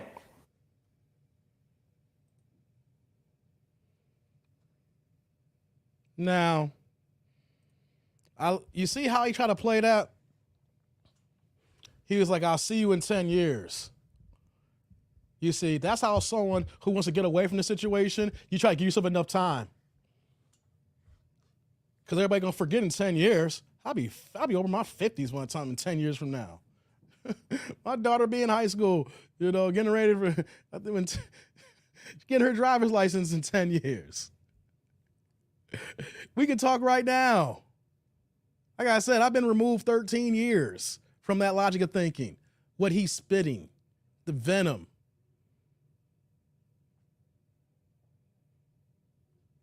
Come on now. There was no apology there. He wanted to double down on his stance, not even understanding that he made it worse here. He made this more worse. He was better off saying nothing. He should have took the L's, took a break from streaming, and then come back. That's what you should have done. Let me go to the comment section, guys. Check it out. I'm going to the comment section on this video. Let me read some things here. Don't mistake condescension and arrogance for passion. They're not the same thing. This is a straw man, to be honest. No one is upset about you being passionate. It's about the tactics you use against just pearly things. You were very passive aggressive, such as feigning concern about her. Ooh, did I strike a nerve? Going hard against her and walking it back constantly when called out. I'm just joking. We're having fun and getting on her for the Wife Academy idea. You yourself just went into it frustrated and fed up with the red pill. Yet you do not take accountability for your behavior, and instead of pretending, we're calling you out for being passionate and switching up. Oh, this is on his own videos comment section here. Let me keep going here. I'm a Christian. I'm someone who believes in marriage. But even as someone who believes in marriage, you can't deny the points Coach Greg Adams made. He was right on a lot of the things he said. Agreeing with him when he makes a great point wouldn't diminish your overall message. Even Christians are going in on him. It wasn't your views. It was how you overtalked, gave condescending tone while debating Pearly over and over again and essentially gaslighting her on her own show when she was trying to discuss things. I could go on and on about other things in your message, but those were the things that stood out. Hafeez, I'm not a money guy. Ask anyone you know. Also Hafeez, join the standard. It's only $5.99 a year. Hey, man. I'm reading the comment sections from his own video. He doesn't care about money, but he's charging so much of this. I don't know if that's true or not, but he looked like he's charging $600, for the standard. If you don't care about money, and remember you said, I'm not a money guy, then why don't you, when you create your videos, turn off that monetization button. Like if you guys become a YouTube content creator, there's this, we have the YouTube studio. And then, once you become monetized, there's an option that says monetization. And then you click on that area, and then you can go ahead and then select for your videos want to be monetized, and you can break down like, okay, is there no cursing? It's good for everybody. There's some slight cursing here. We got this here. We got sexual activities, talking about explicit content here. You can break it down and how it is, and then that's how YouTube would do the ad placement to see, your CPM rate, and advertisers going to pay for your content. So if you're not a money guy, Hafiz, if you don't care about money, do me a favor. Turn your monetization off. If we go to your videos, we should see no ads. Or if you don't care about money, give me all your money and I'll split with everybody in the tribe here. You don't care about money, that $6,000 video you had and that $300 video, send it over to that dude. The Cash App's right there in the bottom screen here. Cash App me your money every week. You know what I mean? YouTubers get paid once a month. Google cuts the checks between the 21st and the 26th of the month, right? Do me a favor, Hafiz. How about every month between the 21st and 26th, whenever you get paid, whenever the direct deposit hits your bank, whether you're going through Chase Bank, Bank of America, Citi, whatever the case may be, as soon as that money comes in there, shoot that money to Cash App and send that to me, and then we'll go ahead and we'll split the money here. I'll take my cut from my YouTube channel, and then I'll start giving out Cash Apps to everybody here on different live streams. Like I was giving wrenches, you get a wrench and you get a wrench. But like, yo, man, you get $2 today. You get $5 today. Yo, you get some coffee today if you don't care about money. You charge it for the standard. You getting ad revenue on your videos. You're not turning down the supers if someone give you a super chat or a super thanks. You see, that's that Christian way of talking when they making money, but they don't want to seem like they're making money. Come on, man. You over here making money in hawking suits and trying to sell a standard. When I look at that picture, I see a whole bunch of young cats. I don't see no older G's there. I'm kind of curious. How many older men? Do you have an abundance of older men, more than 10 years older than you like me, that you've helped out? Not young cats, not people the same age, not 30 years old, 29, 28 years old. Have you helped older men? Have you helped OGs? They may not be OGs to you, but they're an older cat here. Have you helped them? Come on now. Thank you, Z. Yeah, get these likes up here if y'all came in the building late. Hold on, I'm not done yet. I need to read a few more comments, guys, before we get out of here. Check it out. This is on his own video from his own subscribers on what he posted here, So let me scroll down here. He says, hold on. If you are emotional and right, no problem. But you were emotional and completely wrong. Hafiz, it's disingenuous to say that the RP hurts men. The RP has changed my life. You're right about content creators being in it for the money, but bruh, you're in it for the money too. Scroll down here. You're too emotional, my guy. Stay away from other people's podcasts and debates. It's not for you. Stay in your lane. The way that you conducted yourself against Pearly was painful to watch. Rude, emotional, and condescending. Ain't no passion to it. You can't backpedal from that L.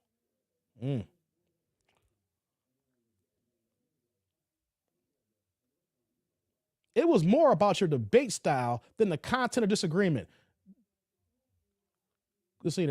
Greg such and such has a book called Tactics that help us share our faith. It was more strategic. It was very helpful to me. Okay, he's trying to give him some info here. Okay.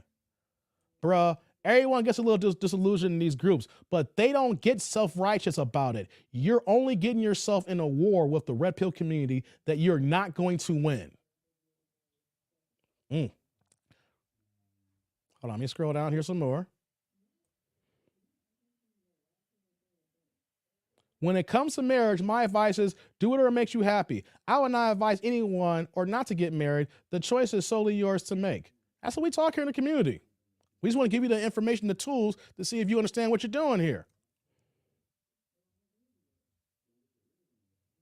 Let's see. All I have to say is you two are definitely not having fun. Right.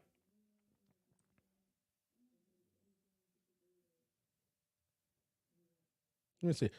Tough results from the recent debates aside, I've admitted that for some time that the RP has become a grift as of late, just like both spectrums of American politics. Although I'll be grateful for the awakening I have gotten from the red pill back when it had its base when I was in there. Let's see what he's saying here. Oh, this guy, I can't even read what he's saying. I can't stand people who drop comment sections and you can't even read. They don't use punctuations. I'm trying to find people who use proper pronunciations here. Use periods, people. Hey, you come in my comment section, don't write a full paragraph in all caps and no punctuation. You might get blocked for that. All right? I can't stand that. That's horrible. Okay.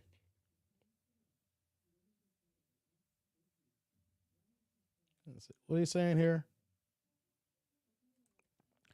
I watch a lot of red pill content creators. Just like KS said, eat the meat and spit out the bones. I don't agree with every single thing each one says, but I do apply what would be beneficial to me. The RP has changed my life, and because of it, I have peace and abundance in almost every aspect of life now. It is a tool, and just like any tool, you can use it to build or destroy. That's a dope comment. The thing I don't like that happened is in this space, if two people can't seem to sit down, have a conversation, and acknowledge when the other person has made a good point.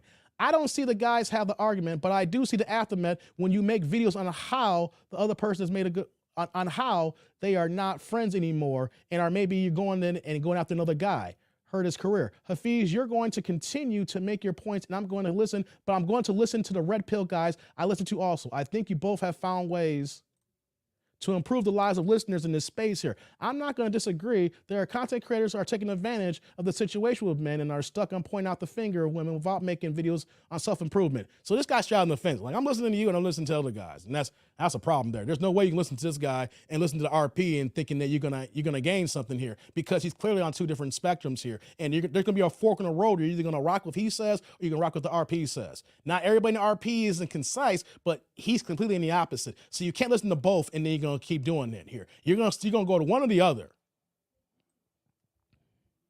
Let's see here. Here's someone who says, if you marry her, she wins. If she divorces you, you wins. Don't do it, guys. Let's see here. Debating conversation isn't his strength, but he is a great interviewer and great inviting meaningful guests on his show. That's what he's saying. He needs to stay in his lane. He can interview people, but when he gives his own thoughts, oh boy, we see what happens here. Let me go to a few more comments. I'm about to be done here with this here. The comment section is just ripping them up here. I'm just trying to pick the ones I can read that are actually be legible here. But if you look at the video here, the comment section, it's got to be 90% against him and 10%, I say 5% for him, and then 5% indifferent. This man is lost and has went off the deep end. He went from one of my favorite subscriptions to me no longer being subscribed. Let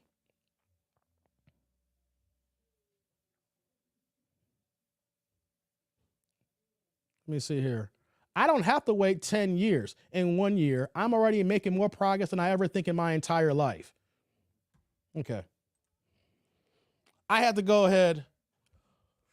Well, I said, he gonna turn off the comments, watch. He may want to. I just went ahead and just read a few off. I had to scroll down because, like I said, I can't stand when people go in the comment section and people just go ahead and this type of no punctuation. It's like, yo, did you go to English class? Like, what are you doing? But I wanted to talk on that. I wanted to spit on that. Like his quote, he tried to act like an apology, but it wasn't. He was doubling down. He was being condescending. He was being rude. And he's doing like, you don't believe me? Just watch. Just wait 10 years. We don't need to wait 10 years, bro. There's a whole bunch of people that can have this conversation with you right now. See, that's when people try to do that to move the goalposts. Just wait 10 years, you're going to walk away. No. We could do this right stinking now. He will never do it because, you know, though, you don't got to talk to me. I know people who's not even in the RP community, but who has this logic here that would eat his ass up. He ain't talking facts. He's not talking truth. He's spitting a belly full of lies. And the reason why I can say that, because he never answers a question. He gives you word salad that gives you spinning over and over and over again. Hafiz, remember, liars never win in the end. I hear you, Jurgen. Daniel says, facts. Men never win in marriage and in divorce. Let's see here. I'm just looking at some of these comments here. Yeah, guys. I had to do this one more again because it's not like he's digging a hole for himself. The hole's already be digging. He's just adding more dirt to the grave here. His best bet is to shut up. Don't say nothing. Because here's what I want to say this before I end. It'd been one thing if he was talking the way he was talking. He didn't have to give any names, but he gave examples. He didn't talk in general. He was detailed. He broke it down. He gave information. If he did that, then I'd be like, all right, then, you know what, though? I get it. You know, I got to respect where you're coming from here. Let me take a look at where you're coming from in this here and I'll get back to you. He didn't do that. Now, this is the third video that we've done reacting to him, and all he does is throw blanket stuff and then talk in circles. So I'm going to say it again. He's dangerous. He's dangerous. He doesn't love us. He said that at the end. No, he doesn't. Because if you did, you would listen. You would listen and then try to understand, and then you go ahead and then you give a response back. He doesn't listen, and he doesn't care to listen.